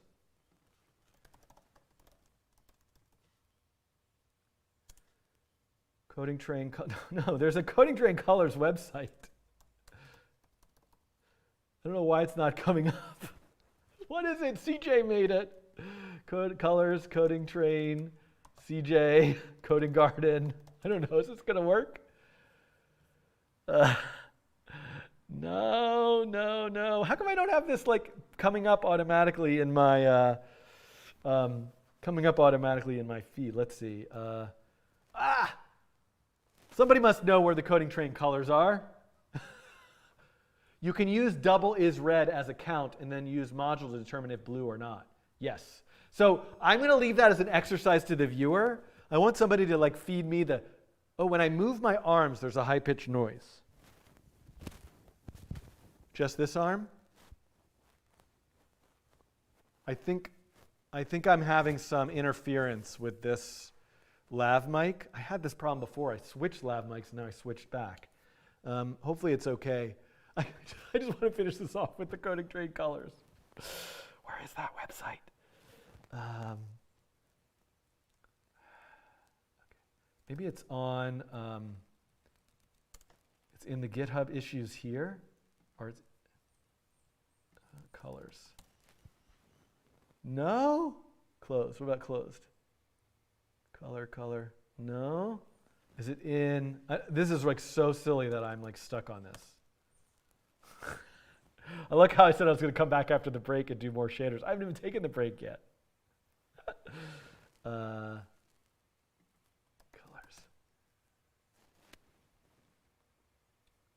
I can't believe that no one in the chat has found this before me.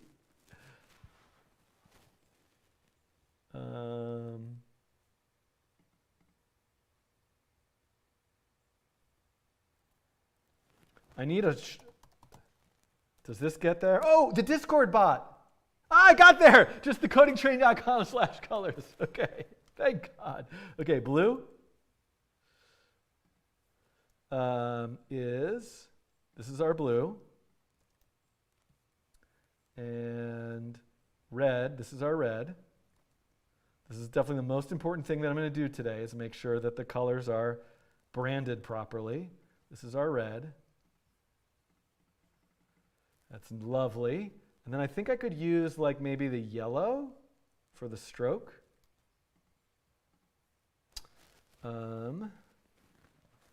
Yellow for the stroke. And where's that? Stroke. Okay. And let's do, let's just do 800 by 800. And we will now, there was a question here. Okay, wait. Okay. Here we go, everybody. Oh, it's so lovely. So there we go. We can see this beautiful fractal sketch. Nicole says, I feel ignored. Maybe you've been saying all these wonderful things in the chat and I've totally missed them. I'm sorry. Can you invert the red and the blue? I absolutely could. If I could figure out how to zoom back out. I think that's a nice idea. Oh my goodness. And we're going to run this again. Inverting the two. Okay. So wonderfully beautiful little exploration here. Now that I have made this pattern, one, could I make this with shaders? And then, ooh, you know what would be cool is like zoom into it and then have it like infinitely repeating. Someday. Now let's return to the question. So the thing to me here is this looks unlike the previous questions. This looks much more like an infinite series where that size of the blue, in this case it's not inverted, the blue square is approaching 0. So essentially it's the same as like an infinite series. What was it? That's like 1 plus 1/2 plus, like this is 1 plus 1/2 plus 1/4, something like that, right? Plus 1/8. It's going to go to infinity, in which case the area should be 1. What is the infinite series, though, that this maps to? Because you can see this here is like, well, this is 0. I see. 0 plus 1/2 plus 1/2 plus this is 1/4 of 1/4, but this is 1/2 of 1/4, which would be 1/8, but another 1/8 is 1/4.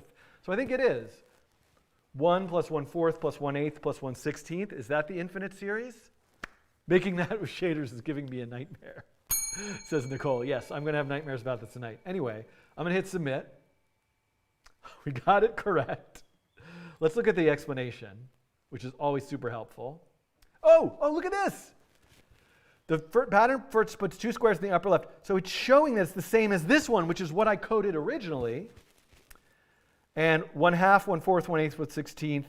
And the technical term here is that the limit converges to 0 as this sequence goes to infinity. Amazing. So this is what I love about working with Brilliant.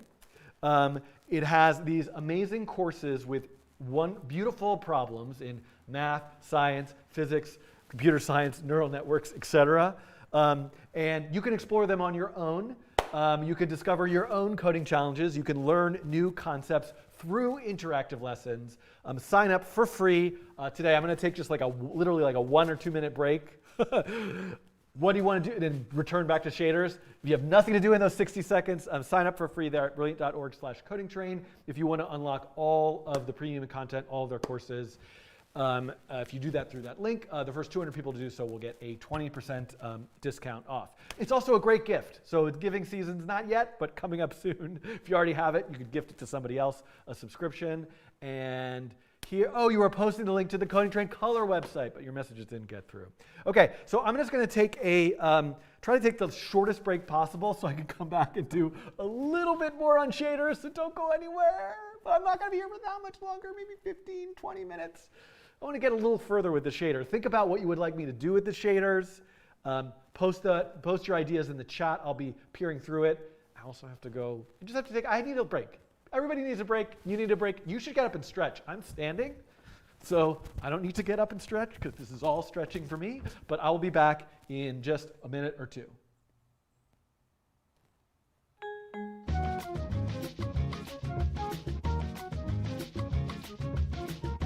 I don't have a button for the intermission animation, so I got to just manually click it over here. There we go.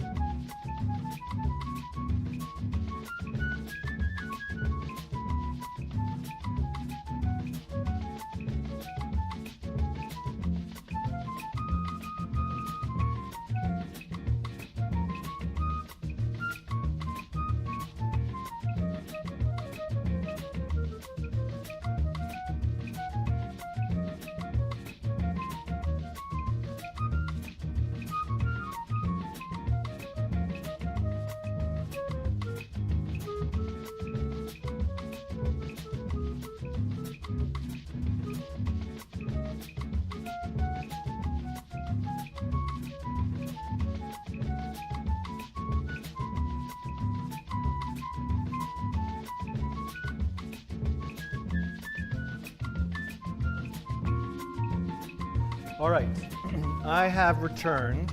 I would love to hear, Mark Boots is, everybody's posting me the link to thank you, Brilliant, for the sponsorship. Mark Boots is posting the link to the color palette. And probably, Nicole, if you're posting links into the YouTube chat, YouTube doesn't let you post the link unless you've got like certain privileges, which I would be happy to add for you potentially. But actually, speaking of which, I'm pretty sure that things are very much in flux for me right now, and I know that I'm always saying that, but I'm looking to expand the moderation team. So folks who, and some of these are volunteer positions, although I'm trying to figure out how to do this more equitably, but expand the Discord and YouTube moderation team. And so if that's something that interests you, feel free to reach out, join the Discord. I don't think this button's going to work. No, it doesn't. thecodingtrain.com/discord. Okay. So Lost Sorcerer is saying, if posting URLs is an issue in the chat, that might be why links to the Discord button don't work. No, because I'm supposed to be able to post links to the chat. Me, I have all the power. I am the one, the only. Me, with the admin thing in the YouTube. Gloria, I know. Gloria's wagging her tail over there, running in circles. She's very happy being up here in the country, but she's like, hello, you said you were only, I don't know if she's not really talking, she's a dog, but if she were to speak, she'd say, hello, you said you were going to stream for 2 hours. I would like some lunch. I would like you to take me for a walk. Also, you have a lot of emails to answer. I saw some names of some of my NYU students in the chat. I've got lots of work responsibilities to do. You know, this is all kind of the same big, larger project that I'm doing. It's all the same universe. Processing Foundation, Coding Train, NYU, but I do have to get to some of that stuff. Great, Nicole. Definitely be in touch, Nicole. And all right. So I do want to have a little bit more time today. I'm trying to limit myself to 2-hour streams. Again, a whole different world is coming up. 2020, 2022, 2020, 2020, 2022. I can't say it. 2022. Okay, so this was a lot of fun, and I would like to, you don't see what I'm seeing. Good, perfect. You know what I'm going to do? Just give me a moment here. It's going to take me a minute. I'm opening up the Discord to share with you the links of things that I'm working on.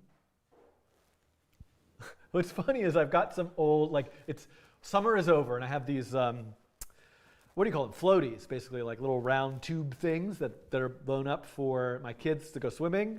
And I have them here in the garage, and I was deflating them. So they're deflated and sitting on the, and Gloria's over there scratching them, trying to make it into a bed for herself. I really need a dog cam. I'm going to have to get that set up at some point. So right now I just have to describe Gloria's activities to you all. What was I doing? Discord, yes. Just bear with me. Come on, Discord, where are you? There you are. Coding Train. Links. Special fancy secret command. Okay. So I am now about to show you the Coding Train Discord, which is here. Oh, it's so large. It's large and in charge. Last time I bothered to post anything here was when I made the processing happy birthday cake. But this channel here is a channel where I will post links to things that I'm doing in the live stream, if I remember. This scheduling channel is if you're in the Discord and you sign up for the notifications role. It's very hard to see this. I think it's just, the command is, we have a new bot, which is a whole other topic maybe it's still the old command, but anyway, somebody will help you. The most important thing is when you join the Discord, read the README, react with an emoji. It will unlock all the channels for you. And then you can go here into, and it's a wonderful community. There's so many Discords. Join the P5 one. I don't know if there's a curiously minded one, but come and spend some time in the Coding Train one if you desire. We're hoping to do some more additional content and workshops. So not to put anyone on the spot, but if any of the viewers Nicole wants to come in and do a workshop on shaders in the Discord. I don't. You potentially could. Not making any promises here, but I'm trying to. But that's a thing. Okay. But I was just trying to post the links to the code I'm working on. So first, this is this infinite. I'll just call this infinite area. So if you want to play around with that infinite area sketch, there it is. If you want to play around with my first shader sketch, is it Holly Sunscreen or Longing Stream? Wasn't it Longing Stream? Yeah. Yeah. I don't know what Holly. Oh, that was the nested loop one. So here is a shader sketch, and I'm going to actually call this, I'll just call this shader 1, which I should come up with a better name. I'm going to duplicate it, and shader 2. So whatever I do now will be in this particular sketch. So you can get into Discord, not infinite area. The area is 1. Yes, an infinite series. I'm trying my best. It definitely happens to me. There's a certain point in the stream where my brain starts to melt. I mean, in all truth, it's probably about 30 seconds in, if I'm being honest. I really get it. Eliza and Alethea, you've got the right idea. Co-hosts. I should probably figure that out someday, but it's just not my thing right now. So I don't want to subject anyone to my insanity either. So, but I'm starting to fade. So let's see if we can get a little further with the shader code. I had some ideas of things that I would try to do. Let me just review where I am. So in case you're just tuning in, I am going to talk you through what I have done so far. So what is a shader? I'm working up to answering that question. Right now, I am just dipping my toe in, getting my feet wet to extend that metaphor into my shader of water ripples, which is coming. That's what I want to program very soon. I want to do some cool water wave shadery stuff. I am loading both a vertex shader and a fragment shader. The vertex shader is for handling the geometry of something that I am rendering into my scene. So P5 is controlling the scene. And I'm going to switch this back to 400 by 400 just so we can fit more onto the screen right now. But the scene is in P5. There is a rectangle that I am applying the shader to. The vertex shader affects the geometry, the position of the rectangle itself and its orientation. The fragment shader, I want to say, manipulates the texture, the pixels of the geometry. Is that accurate to say? That's the way that I understand it. Right now, I am not doing anything but creating a boilerplate vertex shader, meaning this is sort of a global attribute variable set by P5 to explain, to keep track of the position of the rectangle that I'm drawing. So in order to convert the sort of rectangle to set its position and size to fill the entire canvas, I need to double its size because by default it's half. And the range is -1 to 1, and it's at 0, 0. So its length is 1. I need it to be 2, and I need it to slide over. I think that I could probably change this to say pos4 equals 2.0 times pos4 minus 1.0. So I think this might be a nicer way to explain it, and it's the same. Yeah. So this is, and I forget why it's a 4, a vec4. Right, it's an x, y, z, but I guess maybe is it more like it's because I'm in 3D, so we have a 4D vector because it's like a matrix thing. I've covered this in previous videos. C, for a recording when I was hopefully thinking straight, 3D projection coding train. This is one of my favorite videos to make. I guess I can just open it up here, but because this, I want to just like turn off. Welcome to a This is a video I made where I created this 3D cube. And right now you can see it's a P3D sketch, but by the end of this coding challenge, I was not using any, this was all being rendered in P2D, but I was doing the actual matrix multiplication math to create the 3D perspective. So this was like a thing that I did a while ago because I didn't really understand how it worked, and I tried to turn it into a video. It led to me doing this like 4D shape projected into 3D, which is the hypercube. So I encourage you to check all that stuff out. I wonder if that's something that's going here. Homogeneous coordinates is what people are saying. All right, there's something else going on in the chat entirely. Okay, so then the fragment shader gets the XY coordinate from my P5 space, essentially, normalizes it. Oh, actually, no. Yeah. Normalizes it according to the resolution of that space. I also want to do the same for the mouse, that I'm looking at every, essentially, pixel's distance between the, and this would make more sense for me to call this mouse. I'm looking at every pixel's distance between the mouse and itself. And if it's closer to the mouse, it's brighter. If it is further from the mouse, it's darker. So that's what I got. And again, the sort of way I'm thinking about this is this fragment shader is like the code for an individual pixel. And it runs on all the pixels all at once in parallel, which is how it's able to, with the graphics hardware of this, laptop, how it's able to run super fast. Was that an explanation of shaders that actually makes sense?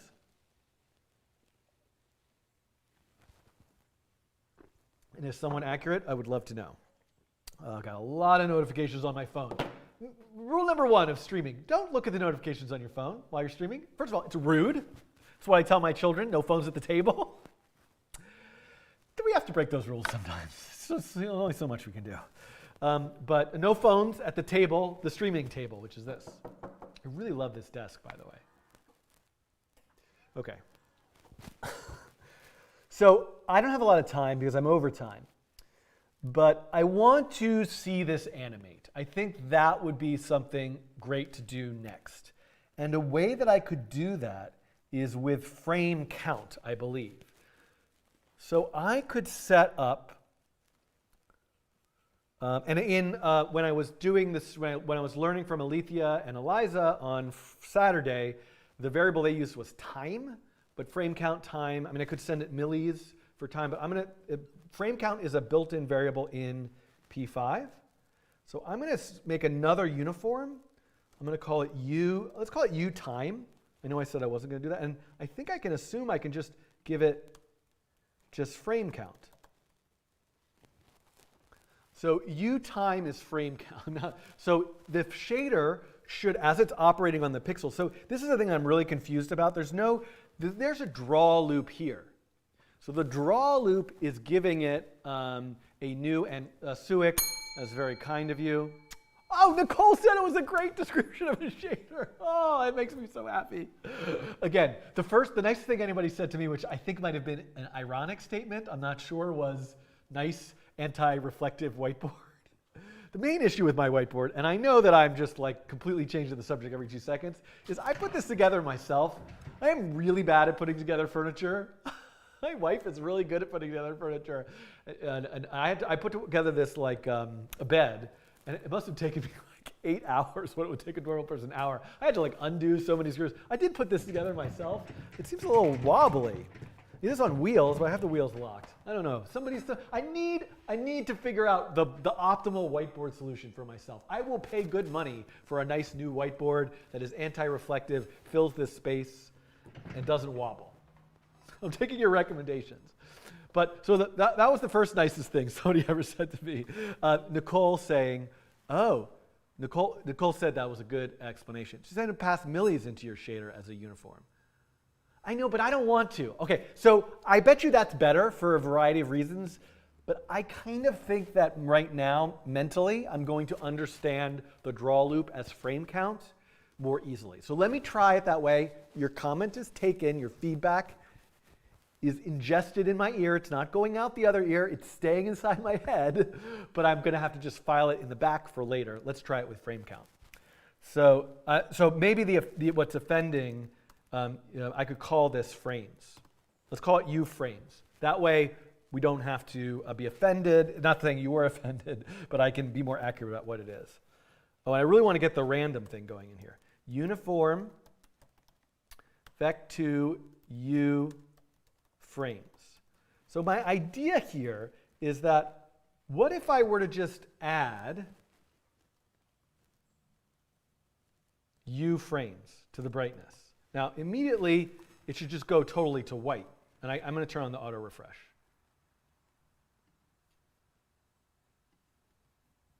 And run it again. Ooh, oops. Ah! Ah! What did I do wrong? Oh, because no. Oh, it's not a vec2. Uniform float. So I got to be careful. This is a float, not a vec2. Okay, so it immediately went to white because the brightest color is 1, and the frame count is instantly. So I think what I've seen people do is use like a sine wave would be an effective thing to do. I kind of want to just see that. I wanted to use modulus. I could just divide it by. I do want to have this be sort of a number. Well, let's try that. Just because I try it one way doesn't mean I can't try it another way later. So I'm going to just try dividing it. I'm going to make a variable called offset equals U frames divided by 1,000. And I always forget the this dot. There's no this dot, it's just the dot. And then let's make this offset. So it's getting, you can see, it's getting brighter and brighter over time. That circle is expanding. So now what I would like to do is say bright equals modulus, I think bright, and 1.0. So you can see here, it's going to cycle back down to 0. But why does it not come back up again?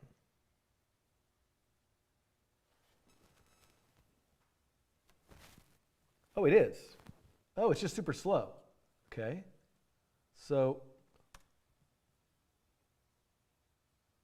this is what I was trying to do. It's like cycling back down to 0. It's kind of interesting. I mean, I don't really know what I'm doing here, but so I kind of like this. I think this could also be now, I could think of this as like bright, 0, 1 minus bright. So I could kind of have different colors. Oh, 1.0. Why can't it just know when I type 1, I mean it to be a float? vec4, 1.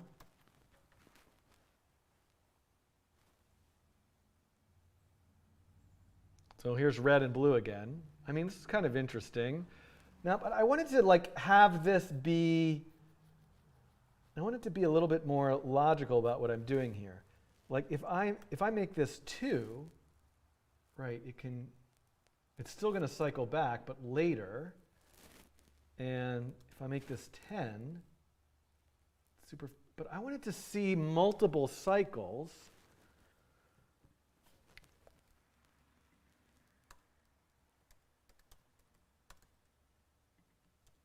Yeah, this is what I was thinking. Oh no. Whoa, sorry for the flashing. No. 1 is what I want. 1.0.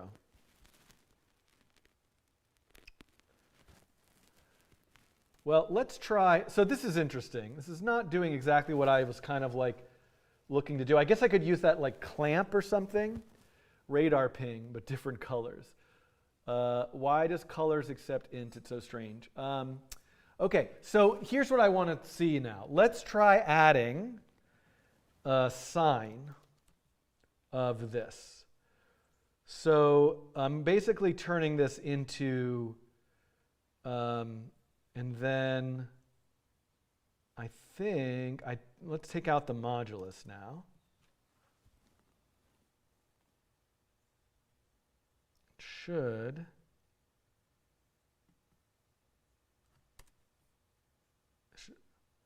Yeah, there we go. So this is just going to pulse.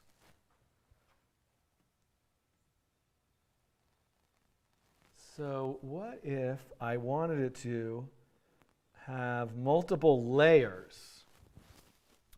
So based off of the distance, oh. What if I did a modulus of the distance without the offset? So for example, if I did a modulus of the distance, yeah, this is what I was hoping to sort of see. So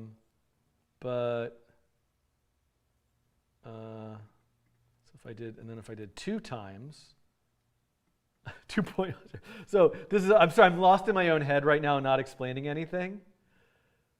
But I wanted to see this. This is what I was hoping to do. I wanted to try to use modulus to have it like fade out and then come back and fade out and come back.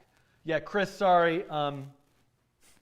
Autoencoders is not happening today. I apologize. I got lost in shaderland.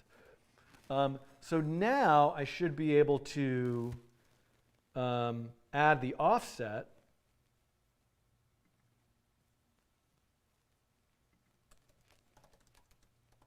I mean, I'm basically just trying to hypnotize everybody. And then also do this. And I was going to, that's just making it slower. Yeah, this is just making it slower.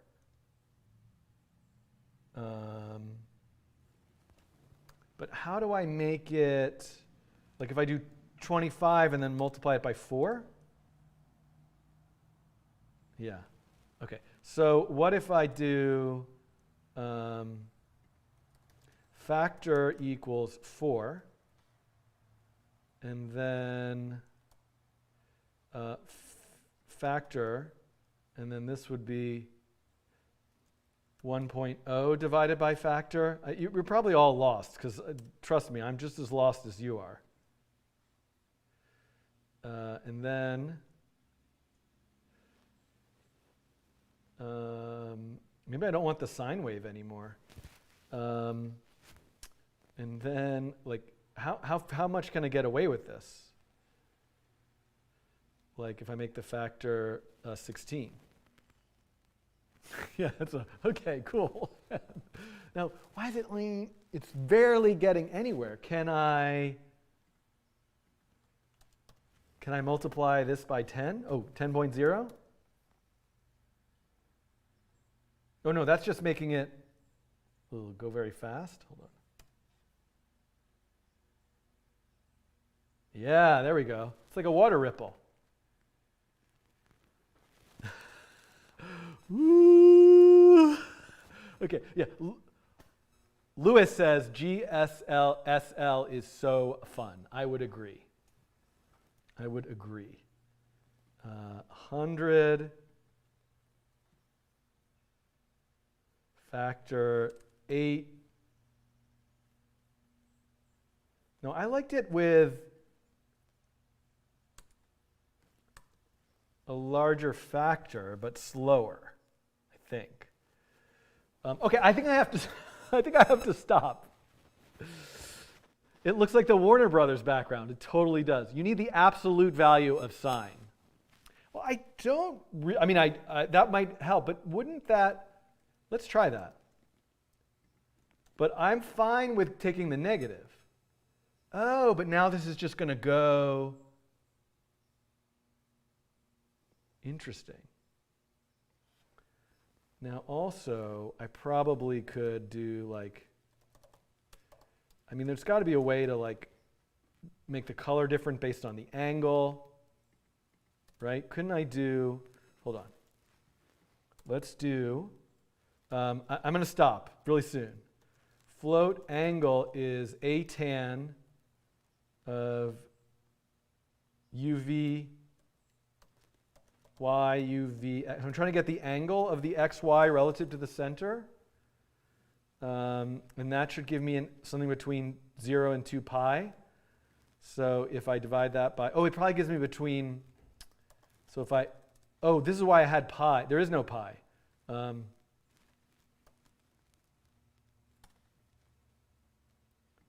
Close enough. How do I do a constant? Is that right? So if I were to say take angle and make that divided by pi and make the angle. Okay, look, now the green is the angle, but it's I think I should add pi to this. I think I'm probably getting, and then divide it by pi times 2. I'm sorry I'm not explaining what I'm doing. And this has to be a dot. I can't, I have to stop.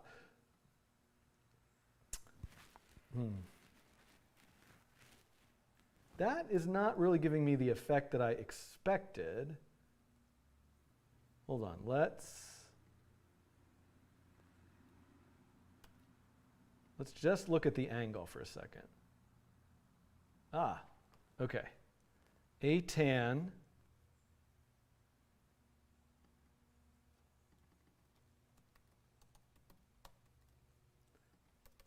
if I take the literal angle, it's because it's from the bottom left. So I have to say minus u resolution dot xy divided by 2. I'm confused.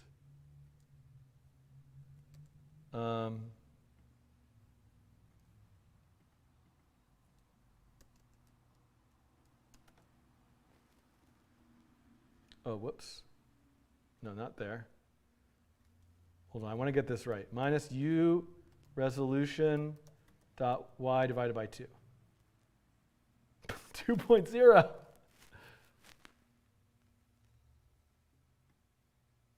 No?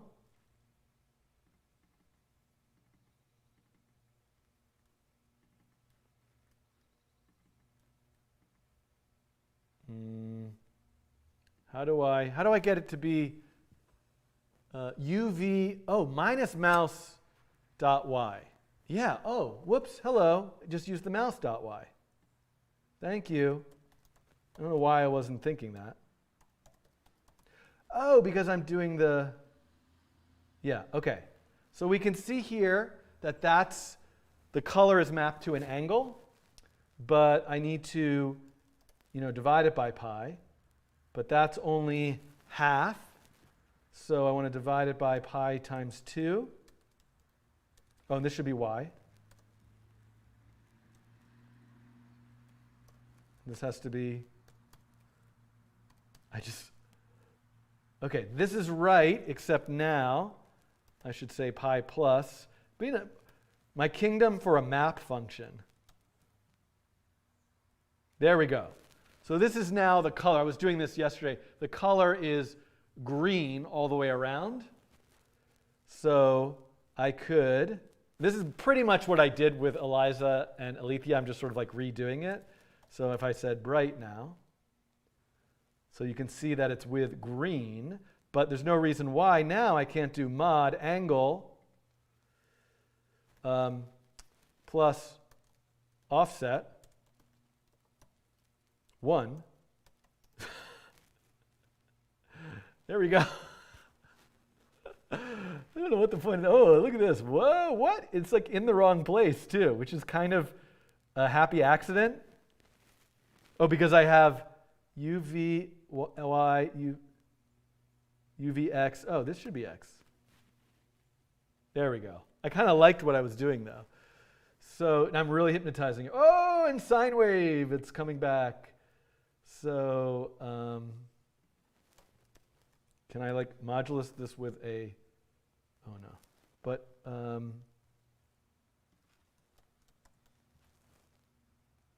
there.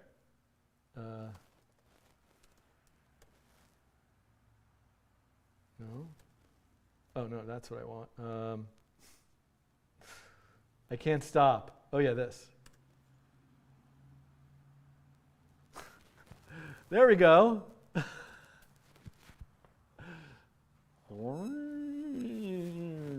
Okay, hold on. Let's do, and let's multiply it by 2. Same thing, let's do factor. Can I do that factor?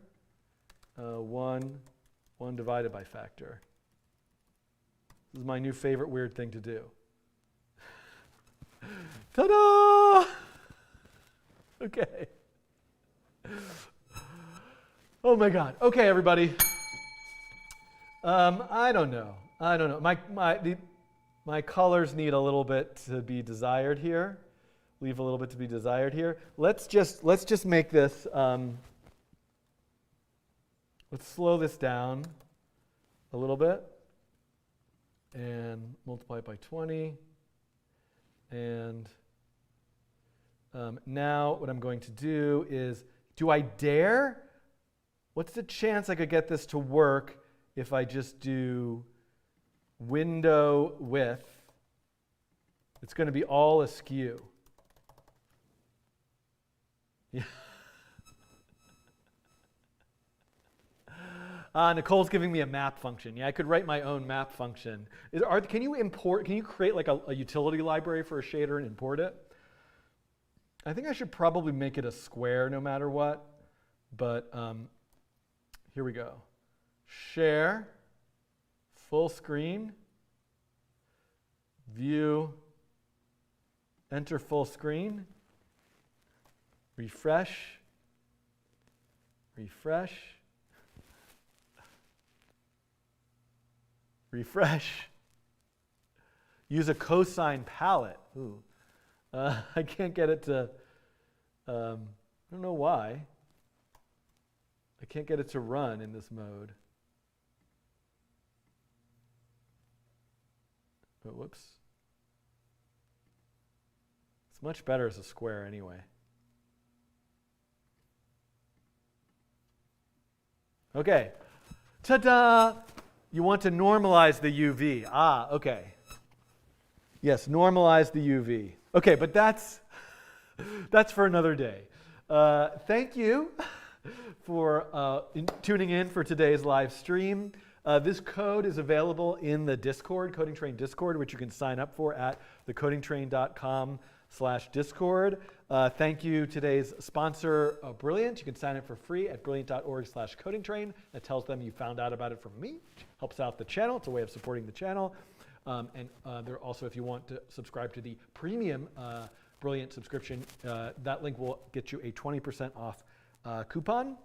I will be, thank you, Kay Weekman for posting the Discord link in the chat. I am going to go. It's 1:30. I've been streaming for 2.5 hours. There's a chance I'll be back this Friday. There's a chance I'll be back next Monday. There's even a chance that a brand new, fully edited coding challenge video will come out at the end of this week, putting the starting touches on it. It's a really fun, exciting code example of doing time displacement. Probably could do it with a shader. Can you pass an image to a shader from like the webcam? There's got to be a way to do that.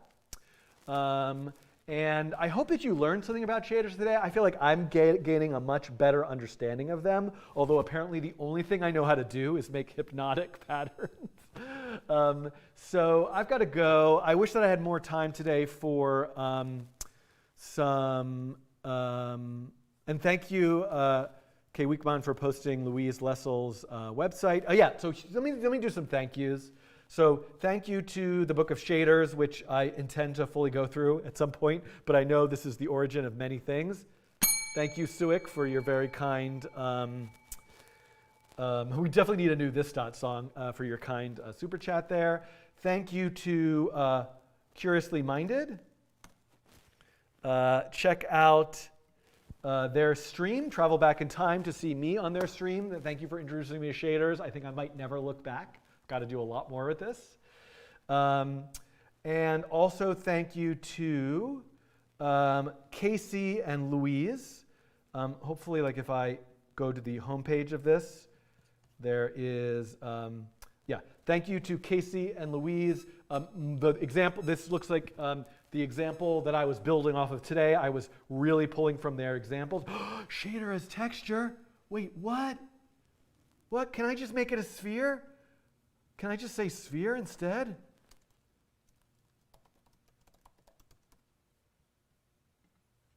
Whoa! No! Wow! It didn't really work. But kind of did. Okay, I'll return to that later. Make it back to a rectangle. I'll figure that out later. I will see you all on the, if you invert the mouse position, it looks like some sort of first person. So I know, I can't stop. Okay, here's what I would love for you to do.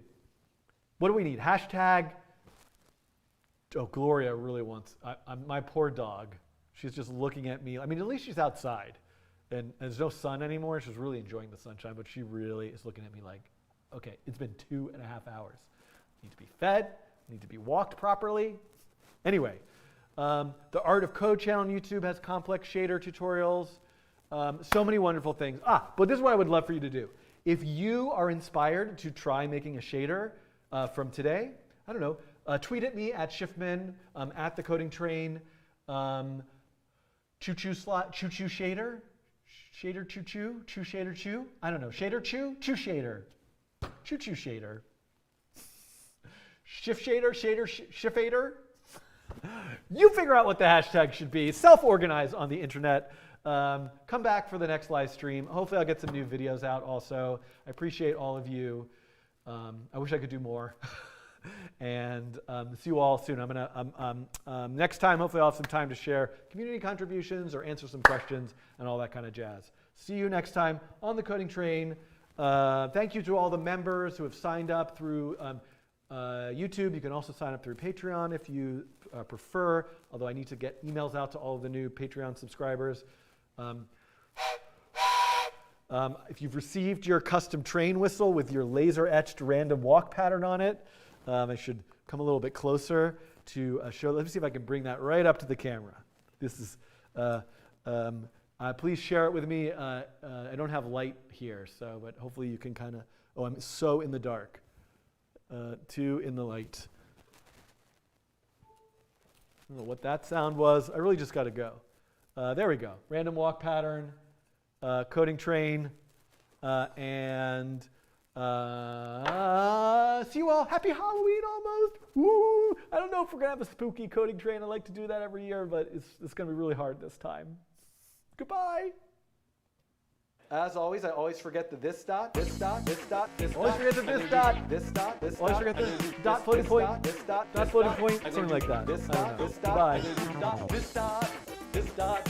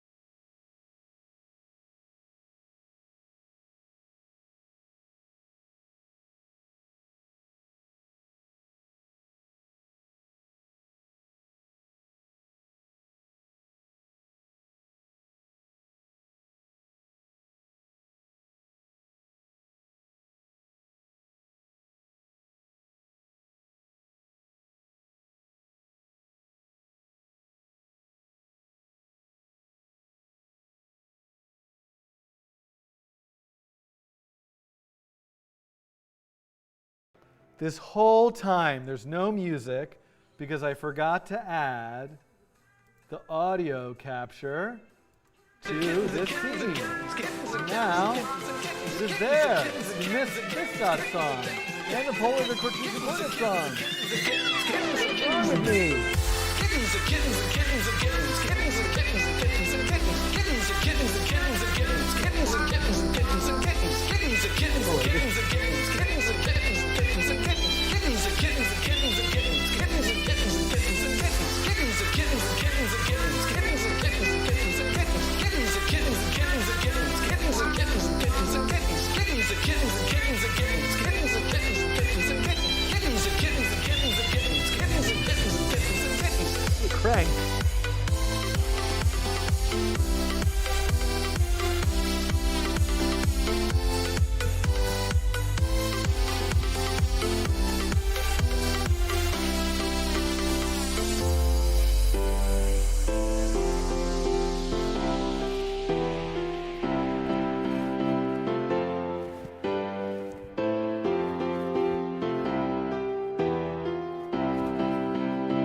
I feel just sort of like a nice feeling of relaxation.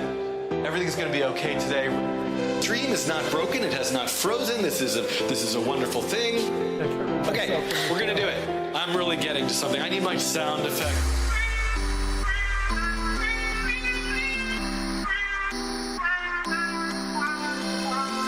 Unicorns and rainbows and cupcakes. What else is there? Unicorns and rainbows and cupcakes. That was invalid syntax. I forgot. There was one other thing here that I think is important. That I will use continuously over and over again in all sorts of text generation analysis things. That I will use continuously over and over again. First thing I need to do is, yes, kittens. Kittens, kittens. I'm really losing my mind. Okay, we're gonna do it. Kittens and kittens. Okay, I just thought of something. I'm not going to do it now, but I could make a uniform from P5, that is the volume of the audio, and make this sound responsive. Right? I mean, I'm not going to do that now, but you should definitely do that. Okay, goodbye, everybody. Kittens and kittens, kittens and kittens and kittens and kittens, kittens and kittens and kittens and kittens, kittens and kittens and kittens and kittens, kittens and kittens and kittens and kittens, kittens and kittens and kittens and kittens, kittens and kittens and kittens and Don't forget the decimal point, all those things. See y'all later.